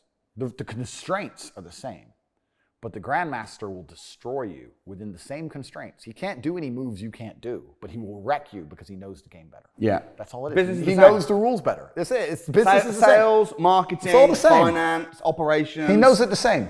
And man, most people have no idea how to make money. So I had a guy come to me, and he was a guy, and he started dating some semi-famous girl with a big Instagram account. And she was really pretty. She was out of Serbia. And he comes to me and says, bro, she's big in Serbia. I want to launch a makeup brand. So, okay, fair enough. He goes, yeah, I want to launch a makeup brand, but I need money. I was like, how much do you need? He goes, I need $250,000. And I said, listen, here's what we're going to do. What's your plan? You get $250,000 and do what? He goes, well, I'm going to build the website. How much is that going to cost? He goes, I can probably get that done cheap in Serbia, like $2,000. I said, okay, that's a good start. He goes, then I'm going to buy all the stock. I was like, okay. And I'm going to base it in Serbia in a warehouse so I can sell it out fast, same day delivery. I was like, okay, fine. Let's do something else instead. Instead of wasting all my money, how about this? Here's my advice to you, because otherwise I'm going to want a big percentage of the business. That's the first thing. Second thing, there's a big chance my money gets wasted. So here's what we do. I'll give you $2,000, make the website, take the pictures, get the product designs, put it online, launch it, put it all over her Instagram, launch it, start selling. After a few days, send everybody an automated email saying, sorry, we have a delay in shipping because it's a new brand and it's been so fantastic. We're going to give you a free lip gloss. Delay everybody and keep them happy. Take in all the money, buy the stock with the money that comes in, with the new money. So you're never in debt to anybody. You're not in debt to me either. Buy the stock, fulfill. The margin on makeup is 80, 90, 100, 203% anyway. Give them a free gift so they shut up, or offer them a discount code for their next order. They'll be happy and buy more. Yeah. Start your company from nothing. Right. And be rich. See, that's the opposite of what university teaches. Complete opposite. Complete opposite. What's funny is, he goes, okay, I'm going to try that. He tried it, and he launched, and nobody bought. And I said, aren't you glad? Well, I'm glad. Thank God I'm glad, but imagine it was your own money. Aren't you glad you didn't waste $250,000? Right. Your dumbass nearly lost $250,000. Yeah. Now you realize that all her followers are fake. So, eureka. At least you found out cheap. Yeah. See, I can't remember the term for that. They do teach that at Harvard University, which cost £500,000, by the way. Wow. To go to I Harvard. I literally did not know that. So there you go. And here you are everybody. spitting facts. There you go, everybody. But this is another thing that's interesting. I think there are so many businesses, especially in the modern digital world, which can be started effectively for free. Yeah. It's different if you have to get a shop premises. That's different. Fine, understood. But you start with an online shop, right? But there's so much stuff that can be done almost for free. People think they need money I need money. If I had money, I'd start a business. Tell me your business plan and let's find a way to do it for pennies. There must be a way. If people want it, you can sell it. You do that part first. Yeah. Now you can do that with nearly anything. But yeah, here's a question for you then. So we've talked a little bit about how to invest money, and you've given a bit away, which is great. Slightly different views, but that's okay. Talk to me about not making money because you don't believe in making money. No. You believe in taking money. Yeah. You're starting again from scratch. You're dumped in a random city. By the way, I don't know if you've seen, I do this regularly. I saw on YouTube, Yeah, of course you did, right? What do? Starting from scratch, you're in London, you got nothing, you got no contacts, you're not in your war room, and you need to make £10,000. And if me and you had a challenge, let me ask you a question. If we had to make £10,000 from scratch, drops in London, in disguise, because you're pretty famous. Yeah, I'm pretty famous. Who's going to make the 10 grand first? That's a good question. I'm saying me. Yeah, well, you've done it a few times. I've never done it before. However, you'd have to start with selling something. Yeah. You'd have to start with becoming the middleman of something, and you'd have to start by taking a commission. That's the first thing you could do. The London dropped in the middle of zero and doing it physically, I'm not sure. I think no matter where I was dropped, I would turn to the internet, no matter what. Okay. I think that because the internet's just a global marketplace, it's just so much better. I'd find somebody with, so let's say I had nothing, right? I'd find somebody with star power, like you, for example. And I'd come along, I'd drop you an email and say, listen, I want to put something together. I believe I can help you sell more. I am hoping if I show you I can sell more, you'll give me X amount of commission, X amount percent. I understand you have star power, you have something I don't have. You can talk in front of a camera, you can attract people, you can entertain people. What are you currently selling? You're selling this. Okay, if I bring X amount of 1,000 people, will I be able to get this percent?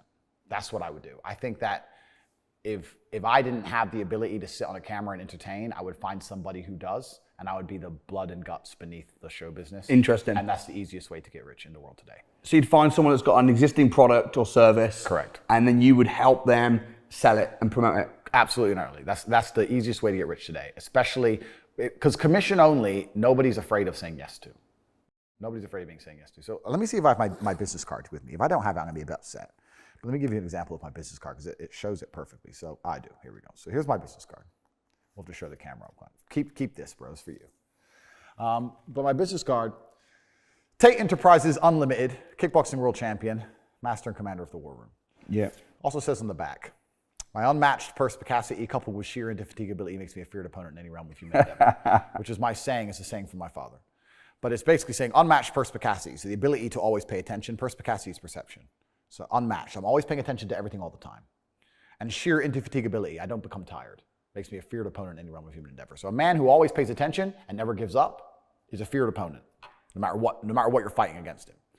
And then it says, I specialize in the following. Wars fought, assassinations plotted, revolutions started, uprisings quelled, smuggling, passport allocation, ventriloquist, decentralized finance, blockchain analysis, whiskey merchant, tiger taming. It goes on and on and on. The point I'm making is, Rainmaker. if you come to me with $1 billion and say put a rocket on Mars, I'll try. Yeah. Pay me. Okay. Maybe I'll call Elon and give him $900 million to do it. Maybe I'm just a middleman. But I'm the guy you can come to for anything. I'm that guy. Yeah. No matter what you want done, I'll get it done. I know a guy who knows a guy.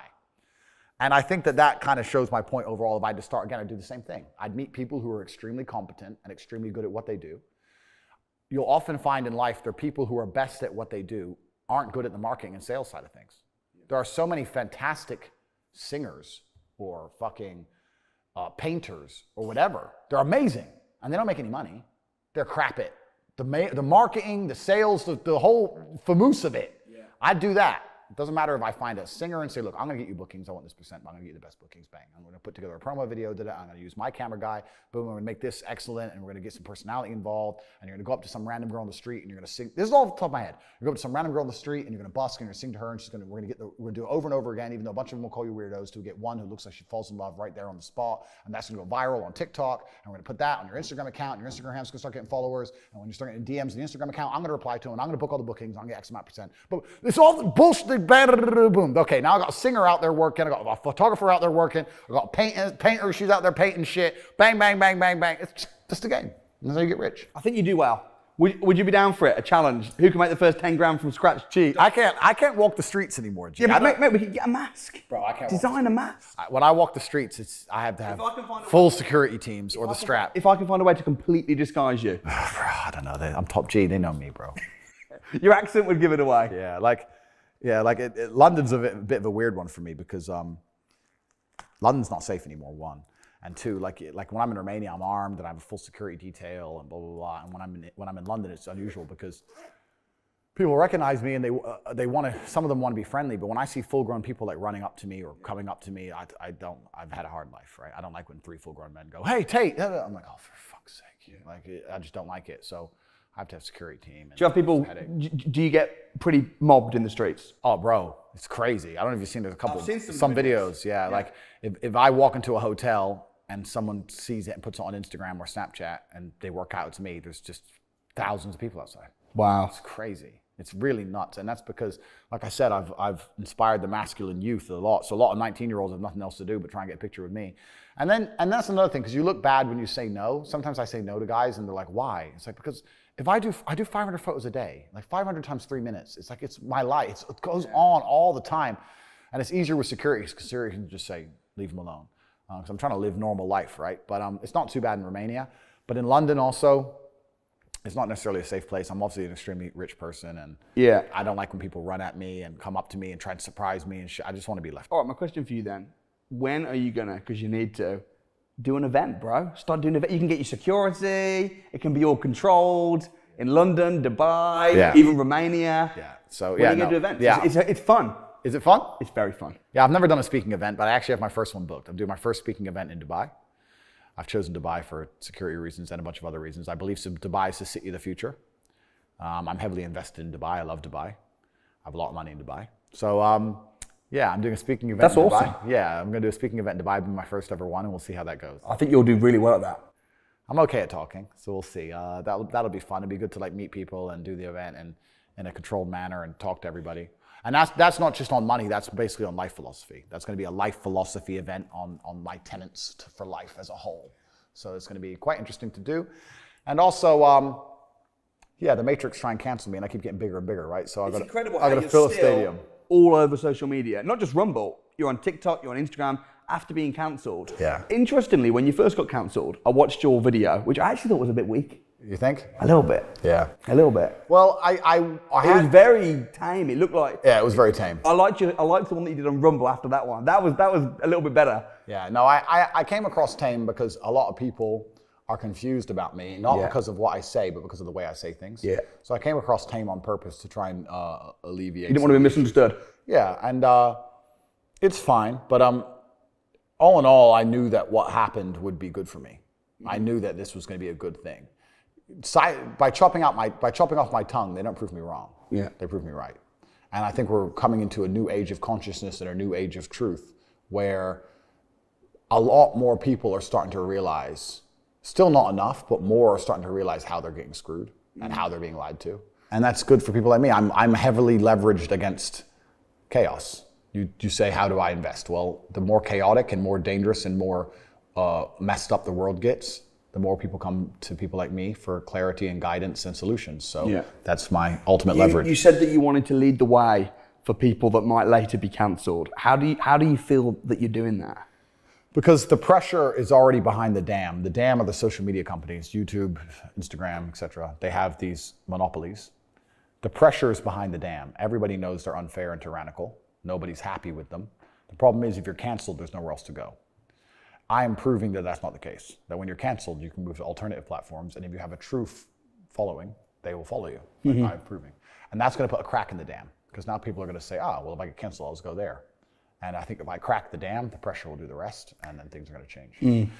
I didn't want war with these social media companies. I didn't want to have a genuine problem with them, but they decided that I'm unsafe for some reason. Perhaps I'm optimistic in this particular circumstance, but I believe that the social media companies will eventually understand that they made a mistake, and as public sentiment shifts, they're going to offer me reinstatement. It doesn't matter to me either way, but I do think that is coming. But all in all, yeah, it never really concerned me. It was semi-inconvenient. Yeah, sure. For a while. And they closed your bank and stuff. Yeah, they closed bank accounts, Crazy. payment processing. That's what I mean, own the money, right? Yeah. Your bank account. But they didn't take your properties off you. Well, they can't. Yes, exactly. But that's because of how I've set things up. Right, so you need to be smart in how you do it. Yeah. Do it through a company.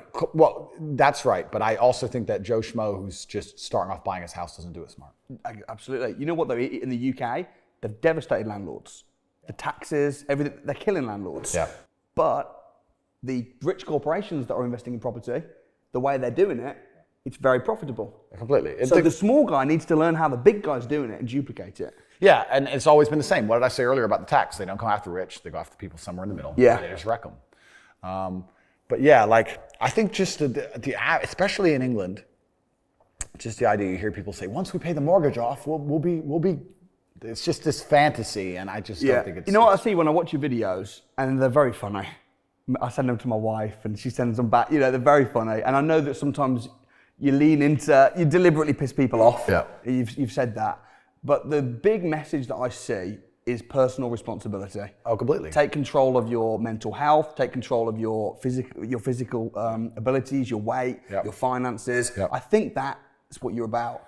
It is what I'm about, because nobody else is going to wake up and care more about your life than you. Mm-hmm. If you won't wake up every day and say, I need to get rich, nobody else is going to wake up and say, I need to make him rich. Yeah. Nobody else is going to do it for you. So if you don't think it, nobody else is going to think it, which means nobody thinks it.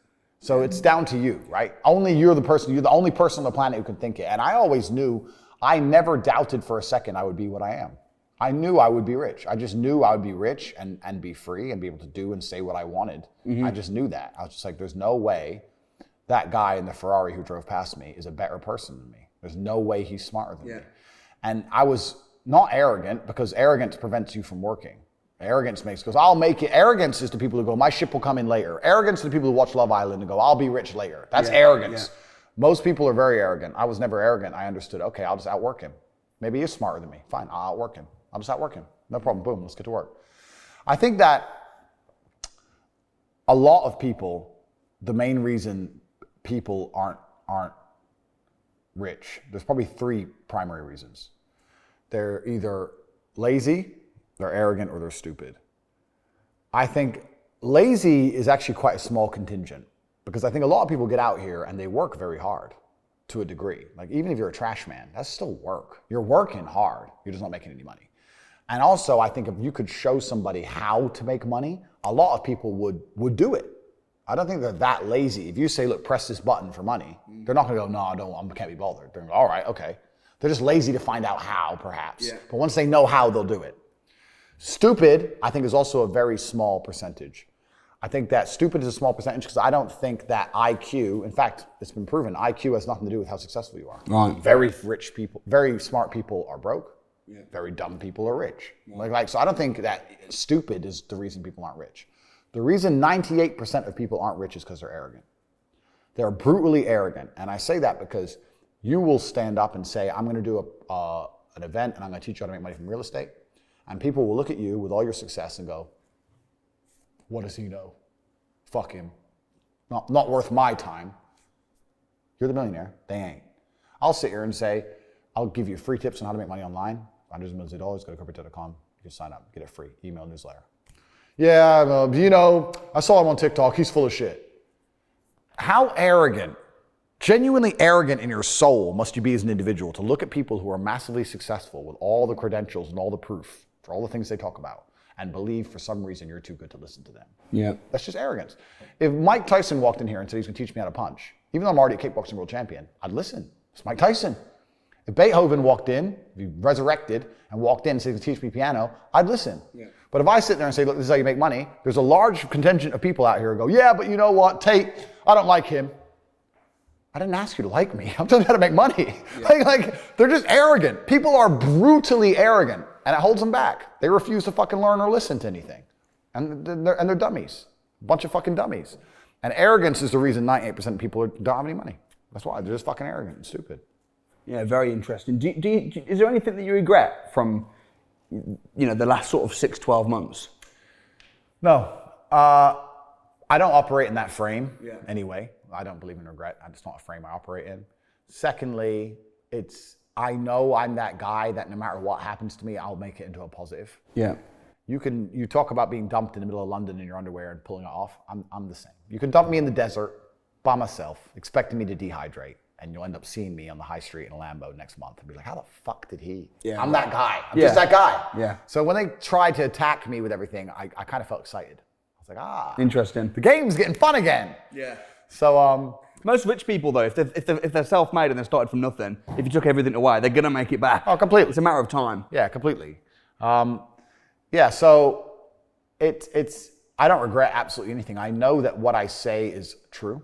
Mm-hmm. I truly believe everything I say. I know that I can help people if they're prepared to learn and listen. I know my network's fantastic. I know my university's fantastic. I don't sell scams. I don't lie to anybody. I live with a pure heart. I'm one of God's favorites.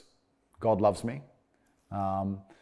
Because I show strength and courage. I think the devil is looking for weak men. It's the weak men in the world that he uses to do his evil doings. And harnessing strength in all of its forms is service to God, including financial strength. So I don't regret absolutely anything. I don't operate in that frame. I think that it's still a lot of people think that this is the end of me, and they don't understand this is absolutely not just the beginning. My only concern now is becoming too big. That's my concern. I'm worried about becoming too influential, too big. So I have to try and work on that. A lot of stuff the media said about you just isn't true. Most people don't have brains. They read the headlines. Yeah. They read things out of context. Yeah. And it's happened to me in the past. Yeah. And that's one of the reasons why I wanted to do this interview with you, was because I know what it's like to be completely misunderstood and for the media to go after you. It's interesting that all the social media channels and all the media seem to say the exact same thing. Yeah, they ban you so they can lie about you. So you can't respond. So you can't respond. So they ban you so they can lie about you. What did I say at the beginning? I said, by removing the other side of the argument, they create a false reality. They create the matrix. By banning me and not allowing me to give context or tell the truth on anything, they get to lie about me and create a complete false reality. They get to pretend I'm something I'm not, or I've done things I haven't done, and convince the NPCs of the world that's the case. I do find solace in the fact that the people who are stupid enough to believe everything they read in the media without doing any kind of investigation are also going to be punished by God himself through having a terrible life of austerity. Those kind of people who just believe everything they read in the news are the people who suffer the most in this world, because they're not the people who are smart enough to break outside of the matrix. They're firmly inside of it. They are the slaves. Mm-hmm. So I kind of feel good when someone goes, I read this and I believe it all. I'm like, oh, so if you believe all that, then you also believe all of this, so your life's shit. So cool. Mm-hmm. All right, bro, you keep believing it. I'm off. I'm off to the yacht. So God already punishes them, which is fine.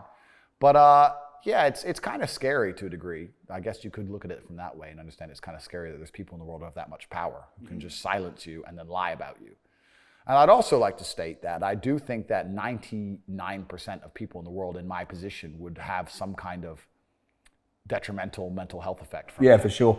I am fortunate that I am iron-minded. I'm also fortunate that I'm extremely capable.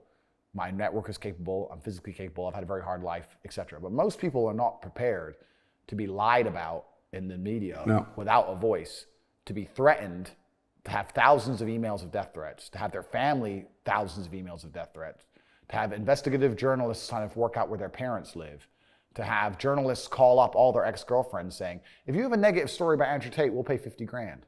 That's effectively a bribe. That's effectively saying, we'll give you 50 G's, no evidence, just make up a story and give us your picture. And none of them did because I'm a nice guy, but you ask the average man watching this, if they were to call every single one of your exes and offer him 50 G's, you tell me not a single one would say, all right, fuck him, he's a dickhead anyway. Like, it's scary, right, to a degree. I'm lucky I'm me. But if I was the average dude, I'd be suffering from this crap. But the people who are in charge don't care. They don't give a shit.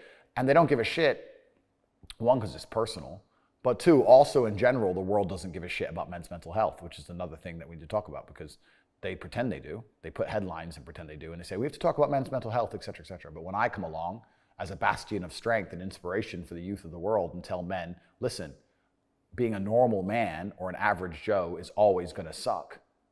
The only way to have a good life as a man is to be exceptional in some fields. Here is how you do it. Yeah. You need to work your ass off. They delete me.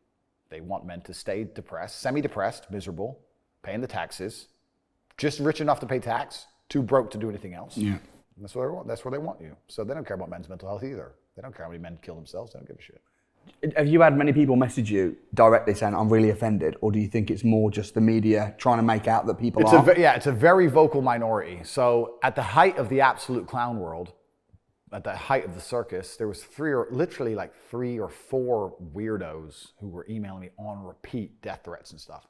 But I had hundreds of thousands of emails of support. Are you suing these guys? So I'm taking legal repercussion. I'm looking into it. But I know the ultimate victory is just my monumental success. The ultimate victory, the people are sitting there going, I thought we canceled this guy. Yeah. He's still here and everyone still loves him. I thought we lied about him. Why didn't the lie work? So that's the ultimate success. But yeah, it's kind of crazy, but God doesn't give us battles that we're not prepared to deal with. And it's also allowed me to emerge galvanized. So I learned that if they can take away my Uber account and my bank account and my payment processing and my things I didn't even use. In fact, the only people I replied to was Airbnb.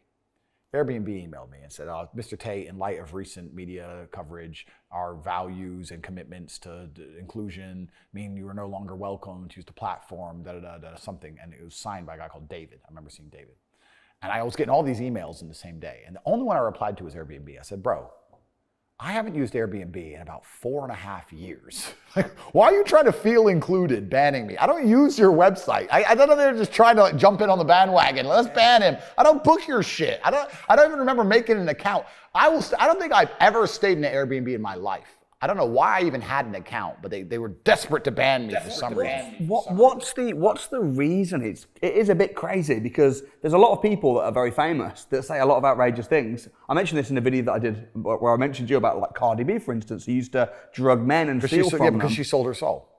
She's owned. Cardi B is owned. Record companies own her. She's paid money by sponsorship brands, etc. She has meetings in private rooms where people tell her what to say, what narratives to take. She is owned. She's an owned individual. I'm completely independent and sovereign. Which is why when they attempted to destroy all my financials, I realized that, just like I said earlier, you don't own anything like you think you do. I'm in a position now where I'm building my own bank. I thought, okay, fuck the banks, I'll build one.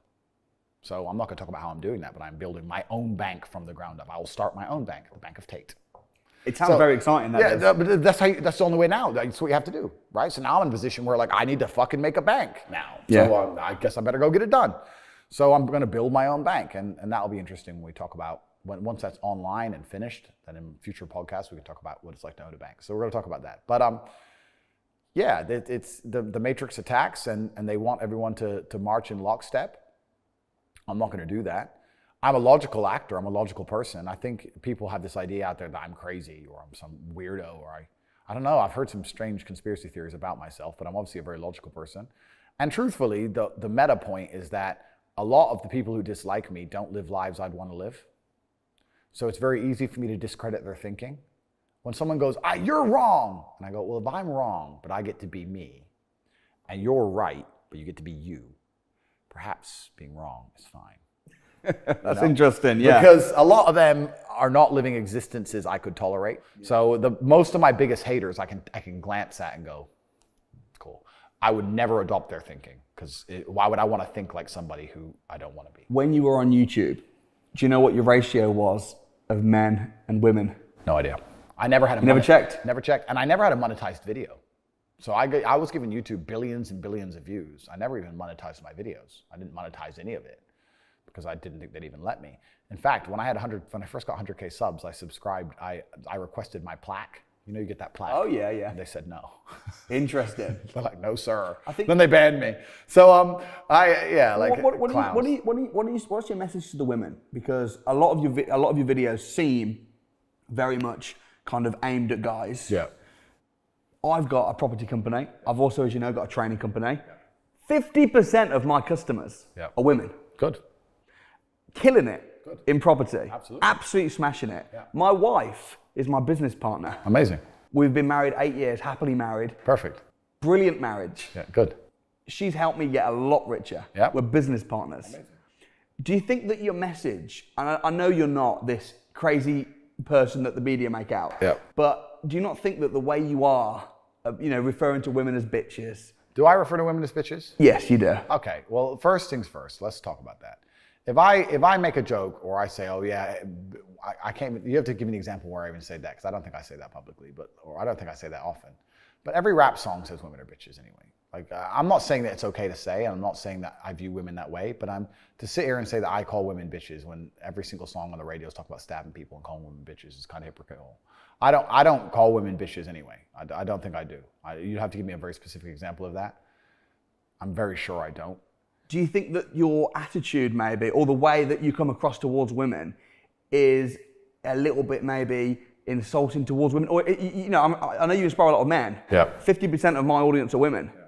And I want to train them up and empower them as well. So I'm mindful of... I understand. You understand what I'm saying? Yeah. I think people who watch my content in its long form understand that I talk about being a protector and a provider for women. Yeah, you do. I truthfully believe that men and women are very different. I don't think we're the same. I think we're very different. I don't think one is better than the other. I just think that the reason the world, a lot of the problems we're in today is based on the fact that we're forgetting that men and women are slightly different. Right. I think a lot of the problems can be brought back to that very simple point. I think women are better than men at a lot of things. I think men are better than women at some things.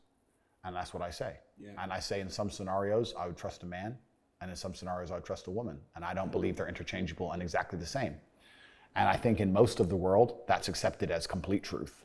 In most of the world, they'll accept that a woman is better at this and a man is better at this. And if you work together, you're a perfect partnership and harmony. I don't mean to be disparaging or insulting to women, but I will say the truth. I will tell the truth. I will not sit and lie to the world. I'll say what I truly believe. I just think we do different things. And I think that that's how the world works in most of the world today. When it comes to business. Business, listen, men make money, women make money. Making money is fine. Men have advantages, women have advantages. Business just proves my point further. The advantages that women have in business are different than the advantages men have in business. I knew when I was doing sales jobs, women who were very beautiful, who did fantastic in sales. They could use beauty and going on that. They could get all the appointments they wanted. Oh, it was hard for me to get a guy to come to dinner. They could get the dinners. They could get the dinners all day. I don't know how good they were at sales. They may not have been as good as some of the other people in the office, but they got so many more leads that they closed more. Her advantages were different than the man's advantages, right? So saying that men and women are different is not disparaging or insulting to either one of them. I've been making videos on the internet for a long time. Sure, I can't sit here and honestly say, because I'm a professional, I don't lie, I can't sit here and honestly say I didn't say at some point, hey, this dickhead came in with his bitch, when I'm telling a story. I probably did say that. But I tell you, I insult men just as much, just the same. It's not gendered. And if you watch my stories, I probably say this bitch was running her mouth. I probably do say that. I also say, and this dickhead got hit. So it's not about man and woman. It's just about some people are dickheads and idiots. That's what it's about. It's not gendered about man and women. All the women who are in my life and any woman who's anywhere near me is very protected, very provided for. It's a traditional gender role where I believe that all the money making responsibility is on me. Now, if I met a woman who was making a bunch of money, I'm not going to be like, damn it, stop. Well, good. Yeah. Do it. But it's interesting that with my training business, 50% are women. Yeah. You know, and they're smashing it. Well, I think that women would also be very, very good at property. Obviously, I don't know anything about it like you, but I think when it comes to things like interior design or taking the time to be more meticulous about how it particularly looks, I'm talking sales, systemization, perfect, marketing. Amazing. Well, and my wife, when I got married, my net worth was about 500 grand. Yeah. Within 7 years of being married, my net worth was 20 million. We're business partners. Amazing. No, but it's good to have. But I've never said women can't make money. And I've never said that women, like in my university is full of women. There's a bunch of women inside of my, yeah, there's women inside my house. I wouldn't say 50%. Yeah. Maybe 20%. Because I appeal to men with my advertising. Do you have a daughter? If I had children, I would not be able to say on the internet. I could have 3, I could have 10. What do you think about the World Economic Forum? Bro, you're trying to get me suicided. No, I did a video recently about the World Economic Forum. It had just shy of 1 million views on YouTube. And a lot of interesting comments. Yeah, I think it's very coincidental that every single leader of all the important countries in the world seems to come from the World Economic Forum. So I encourage people at home to do their own research, along with fractional reserve banking and mortgage and interest rates and everything else. Look at the. You know, I tried to join the World Economic Forum. Did you? It's £500,000 a year. I offered to pay them and they declined. That's a shame. It would have been interesting. Yeah, it's not only about money, is it? Yeah, it's about so you have to sell your soul to one degree or another. And that's the thing that's scary about those organizations, because if you did join it, I said this on another podcast, so I'll say it again. Well, at the height of my fame, I started getting very strange invites. Yeah. I started getting weird invites, yeah, from a friend of a friend of a friend who had like a private island in Greece, or a friend of a friend of a friend who was doing this private event. It was always on private islands, very private, like 10 guys, 400 girls. And I thought maybe this is just debauchery and degeneracy, but maybe also they're going to drug my drink, or there's cameras everywhere, or you don't know this stuff and they get leverage over you. So I was saying no to all of it. But if I was a degenerate individual and sex hungry or whatever, like a lot of these celebrities are, they end up getting leverage over you. And then you're in real trouble. Then you have to shut up when they tell you to shut up. World's scary, man. But yeah, that's for the WEF. Well, we can, like I said, I encourage everyone to do their own research. But yeah, back to the woman's point. I don't think women can't make money. I don't know. And I'm not surprised that half of the women who work with you make a bunch of money. I'm not surprised. Like I said, about 20% of the people inside of my university are women. I think that my advertising style is more geared to men because I talk about men's issues. But the reason I talk about men's issues is because I'm a man. Mm-hmm. Why would I sit here and talk about how hard it is to be a girl? I can talk about why I think it's difficult to be a girl, but I can't talk about growing up as a girl because I'm not a girl. I might have just misgendered myself. Sorry, YouTube. But I'm not a girl. I don't know. And so, have you got like one girlfriend who you see as a life partner? I'm not trying to get you in trouble with your girlfriends that watch this at home. I'm a man of God. I'm a Christian man, and I live true to. But Christianity believes in marriage, bro. Does it? Yeah. I'm married then. I mean, you live with your brother, don't you? How's that work out? Is that like a long term? When you're 67, you're gonna live with your bro and be sleeping with loads of young girls? All right. Whoa. I wouldn't say young. Okay. Firstly, I don't know what you mean by young. Attractive, yeah, and attractiveness and youth are linked to a degree. But yeah, I will be living with my brother forever because I think that masculine competition is a healthy environment to bring out the best in yourself. If you look at any fighter who's training for a fight, he's not going to live with his wife. He's going to live with other men. You're going to live the last few weeks before a fight. Mike Tyson, whatever, would move away from their wife and live in a house with just guys. Like, it's kind of like the army mentality. It's good for your mentality. If you want to be the absolute peak version of yourself, I think that you can achieve that by being in a competitive environment with other competitive men. If I live with just a woman, which sometimes obviously I do, if I stay with a woman, it's very comfortable. It's very comfortable. It's a great place. Like, just food, she's nice, let's watch TV, calm down, don't worry. It's a very comforting place, which is great, but I don't think that comfort brings out the best in me. Whereas if I live with my brother, he's like, I've just done 600 push-ups, you're a pussy. Then I have to do 601. Then he does 602. Then he does 603. It's interesting. And that's it. And there's competitiveness. If I'm hanging with my boys and we're all talking about how much money we made that week, it pisses me off. If I'm hanging with my girl, we don't talk about that really. Or if we do, we're on the same team, so it's different. Do you not think that to be the best version of yourself, you need competition. Well, without competitiveness, without competition, how are you going to be the best version of yourself? Right? You're always going to do better and run further and push harder against someone else. So having that friendly, competitive element is how you become the best version of yourself. So that's why I like living with my brother for that reason. Do you not think though, if you found a woman who you could be your business partner with, and do you not think, can you never see just getting married, being with one woman, having kids, having a family home, living close to your brother? My brother lives 2-minute walk away from me. We're business partners. He's got his family. I've got my family. Does that not appeal to you at all? Is there nothing about that where you think, you know what, maybe? God has a plan. Yeah. We will see. Yeah. What do you want to be remembered for? God also has a plan for that. I think I'm going to be remembered positively. I've not snaked anyone. I've not lied to anyone. I don't lie to people. I don't scam people. I don't do anybody harm. I try my very, very best to live a peaceful life. I think I'll be remembered for being one of the first major voices in the breaking of the big tech monopoly. That's going to be exciting.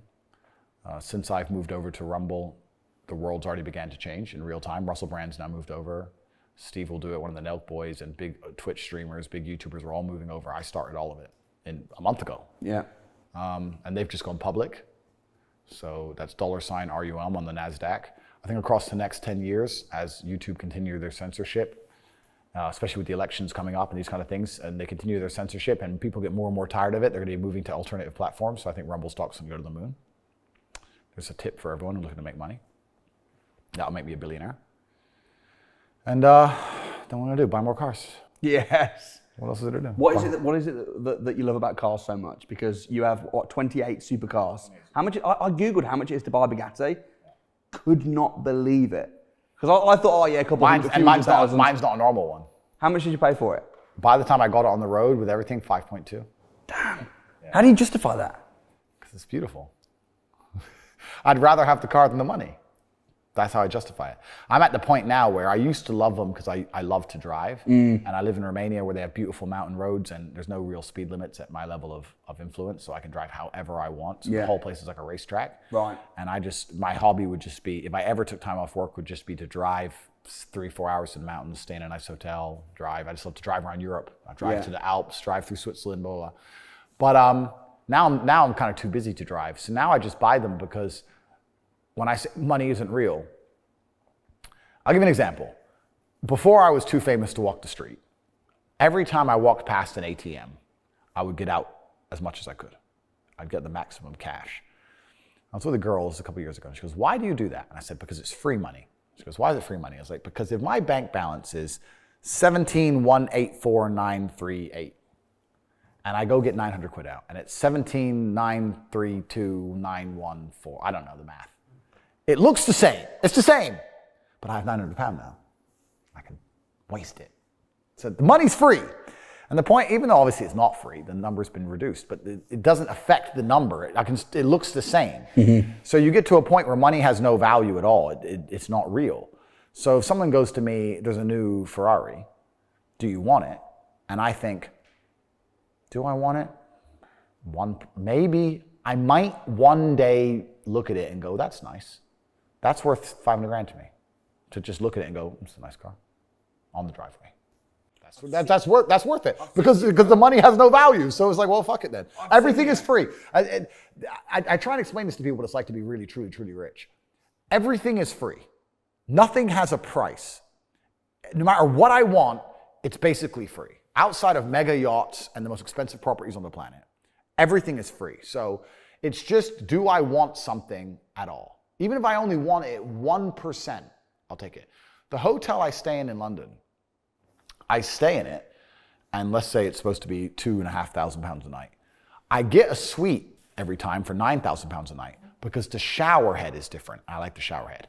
A shower head is worth 7 G's a night to me because the money the money is so invaluable that tiny things are worth everything. Does that make sense? I don't know how else to explain it. Yeah, the world's free. I just walk around and everything's free. Do I want it? A tiny bit, yeah. And then so we'll take it then because the money doesn't mean anything. That's kind of how it feels. You get to a certain level of wealth. And that's why I say money's not real. It's not real. None of it's real. And another thing I will quickly say, people say, "What's the coolest thing about being rich?" The three coolest things about being rich, I will say here. There's three. There's three. One, and it's only fun because I get to compare it to the brokey days, is eating whatever I want. And I know that sounds stupid. But like going into a restaurant and going, "I want all 4 of those things. That sounds good. Give me all 4." And having a little bit of each one and then fucking it off. Just having thousands of pounds bills of food. That's the first thing that's cool. The second thing that is absolutely and utterly a life hack is time travel, is private jets. I could not go back to flying normally. It changes, private jets change the world. How much does it cost when you go on a plane? If I fly from London to Bucharest, 40 grand. Okay, so it's not crazy. It's not crazy, but like I do it 2 or 3 times a week or 2 times a month. I spend $500,000 a month on jets probably because it allows you to time travel. Do you plan to buy your own jet? There's advantages and disadvantages to that. I was thinking about doing it, but truthfully, a lot of the time, especially in the summer, I drive around Europe, right? So if I drive from Bucharest to Switzerland, now I've got to fly my plane empty there and find staff, and it's easier just to get to charter one. Yeah. But the reason private jets are cool is because they're time travel, because you remove all the bullshit either end with the airport. So what I'll often do, like I left my house at 9:01 this morning. I remember seeing 9:01. I drove to the airport, private terminal, 9:15 I got there. There was nobody in there, so 3 minutes through to passport, security, everything. I was on the jet by 9:20. And then because there's a 2-hour time difference, I landed in England at 10:30. That's crazy. I left my house at 9. I'm in England by 10. Convenience, speed. Yeah. So if this interview ends now and I decide I want to go home, I can make a phone call and I can be home in time for bed. It's a 2.5 hour flight to Bucharest, but it takes 2.5 hours to get out of central London in a car most of the time. Yeah. So it's like time travel. Yeah. So jets are super cool because they're time travel. Because the number of times I've gone to 4 countries in a day, boom, interview, boom, boom, boom, boom. I go Czech Republic, Warsaw, Germany, Austria in a day. Jet, bang, bang, bang. That's cool. Food's cool, private jets are cool. And the only other thing that's really cool is you realize that the rich people of the world have done very good in convincing the poor people of the world that rich people aren't happy. Yeah. They've done a great job of that. So true. They say, oh, he's rich, but he's probably miserable. Yeah. Why doesn't he give his money away then? You ever seen a rich person give all their money away? I haven't. Have you? I mean, and if he is miserable, the money's not making him miserable. Like, maybe it's something else. Of course, money can't buy happiness. I agree. But money is the third most important thing in the world. First is your health, because you have nothing if you're going to die. Second is your relationships, because you need love and family. That matters the most. But money can buy everything else. So money's the third most important thing. But using your money to have relationships and friendships are amazing for me. I think that knowing I have friends who live in Japan, but we can say, fuck it, let's meet up. Or let's meet up. Oh, you're in Japan? Okay, cool. Maldives. Bang, boom. That's cool. Yeah. The money allows you to be closer to people. I have more friends because I'm rich, not less. I have more friends. I have better relationships. I think a lot of people who argue, you're saying your marriage is fantastic. That's good. I think a lot of marriage arguments are about money. Yeah, it's true. I think a lot of them are. Yeah. So people say, oh, he's rich, but he's not happy. I bet if you were rich, you'd have a better relationship with your woman. I bet you'd have a less stressful time at home. You'd have more friends. Like, it's amazing for relationships. That's the coolest thing about it. That's one of the reasons why I probably haven't argued. Because even though I wasn't rich, I was still worth $500,000. I was doing okay. Completely. And then we've not been short of money. It's just another source of stress, isn't it? Yeah, it is. Yeah. So it's another thing not to worry about. Yeah. Talk to me about this then, man. Because when I went to Beverly Hills, I hired some supercars. Yeah. Because I'm not a massive car guy. Okay. So I got like a Lamborghini. Yeah.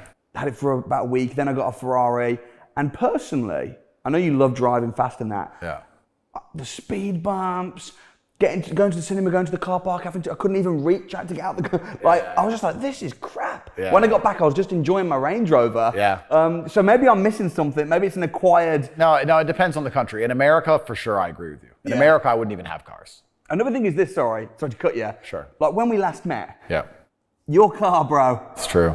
Like you literally. I had a brand new. I had to pick you up in my Range Rover. I know. I had a brand new limited edition 1,100 horsepower Porsche and it wouldn't start. But it wouldn't start. Right. And then literally you were messing around, faffing around, and I'm thinking, you know what, I can't be doing with this. I want my big fat Range that massages me and has a fridge in it. I'm done. Well, I have both. I have a Range too. I have a Range too. But Good. No, you're right. But everything that's beautiful in life comes with headache. It's kind of like sometimes my cars mess up and they're headache, and I try and explain it like if you get a beautiful girlfriend, sometimes she's headache. You get a beautiful car, sometimes it's headache. Yeah. That's life, right? But they're a hobby now. But Romania and Europe, I think, is beautiful to drive in.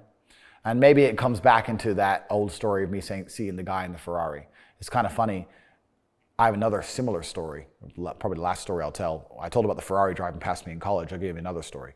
I was selling TV advertising, and I had a meeting in Seven Oaks, Kent, on a Monday morning to go down and sell television advertising. And on Sunday afternoon, I was eating in Nando's in Luton, in the Galaxy Center, and I watched a van. I watched it happen. I was eating, and I saw a van just reversing, and I just watched it reverse into my car. I was like, you're fucking kidding me. I went out there, he gave me insurance details, whatever, but the front of my car is messed up now, yeah? But I had this meeting, so I had to drive this busted BMW down to this meeting, and I just thought, I'll park far away so the guy doesn't see my broken car. Because I'm selling something prestigious. TV advertising is expensive, it's prestige, you can't go. It's not anymore, but it was back then. So I'm driving my broken BMW, I get to Kent, just went along the M25, whatever. And I'm sitting there at the traffic lights at about 10 a.m. on a Tuesday morning, and this Aston Martin pulls up next to me with the roof down, and it had a Swedish number plate, Sweden. And it was a guy and this blonde chick, and they were blaring music. And I was sitting there in my BMW with a broken front, and I kind of didn't want to give him I didn't want to look because I wanted to make him feel good. But I kind of glanced and I thought, this prick, he's from Sweden. Why is he in Kent? Where did he come from? It's Tuesday, he's listening to music, he's got this hot chick. He ain't going to work. What's he doing? And here I am doing this broken car. Anyway, I went to the meeting, didn't even get the deal, blah, blah, blah, long story short. maybe that's kind of like world going full circle. Because now I drive through Romania. Yeah. And I have a hot chick next to me in my Lambo or my Bugatti or my Ferrari, whatever. And the Romanian kid looks at me and goes, how's this English guy in this Lamborghini with this hot chick? He ain't going to work. It's kind of like the world's like, I'm now him. Yeah. It's kind of cool from that perspective. Maybe that's why I love cars. I don't know. A lot of my stories on me realizing how the matrix needs to be broken were semi-related to cars, because when you start seeing a car the price of a house, and then you start seeing people with 30 of them, that's got to wake you up. That's got to wake you up. That I try and say this to people. Let's imagine, what's a good wage in England? 100 grand a year? 100 grand, yeah. 100 grand a year, good wage, yeah? What's that, on 100 grand, what are you paying, 40 or 50% tax? Probably about 40%. Okay, so let's say you're getting 60 grand a year. Let's imagine you're earning 100 grand a year. You're successful inside of the matrix. You're a successful slave. You make 60 grand a year.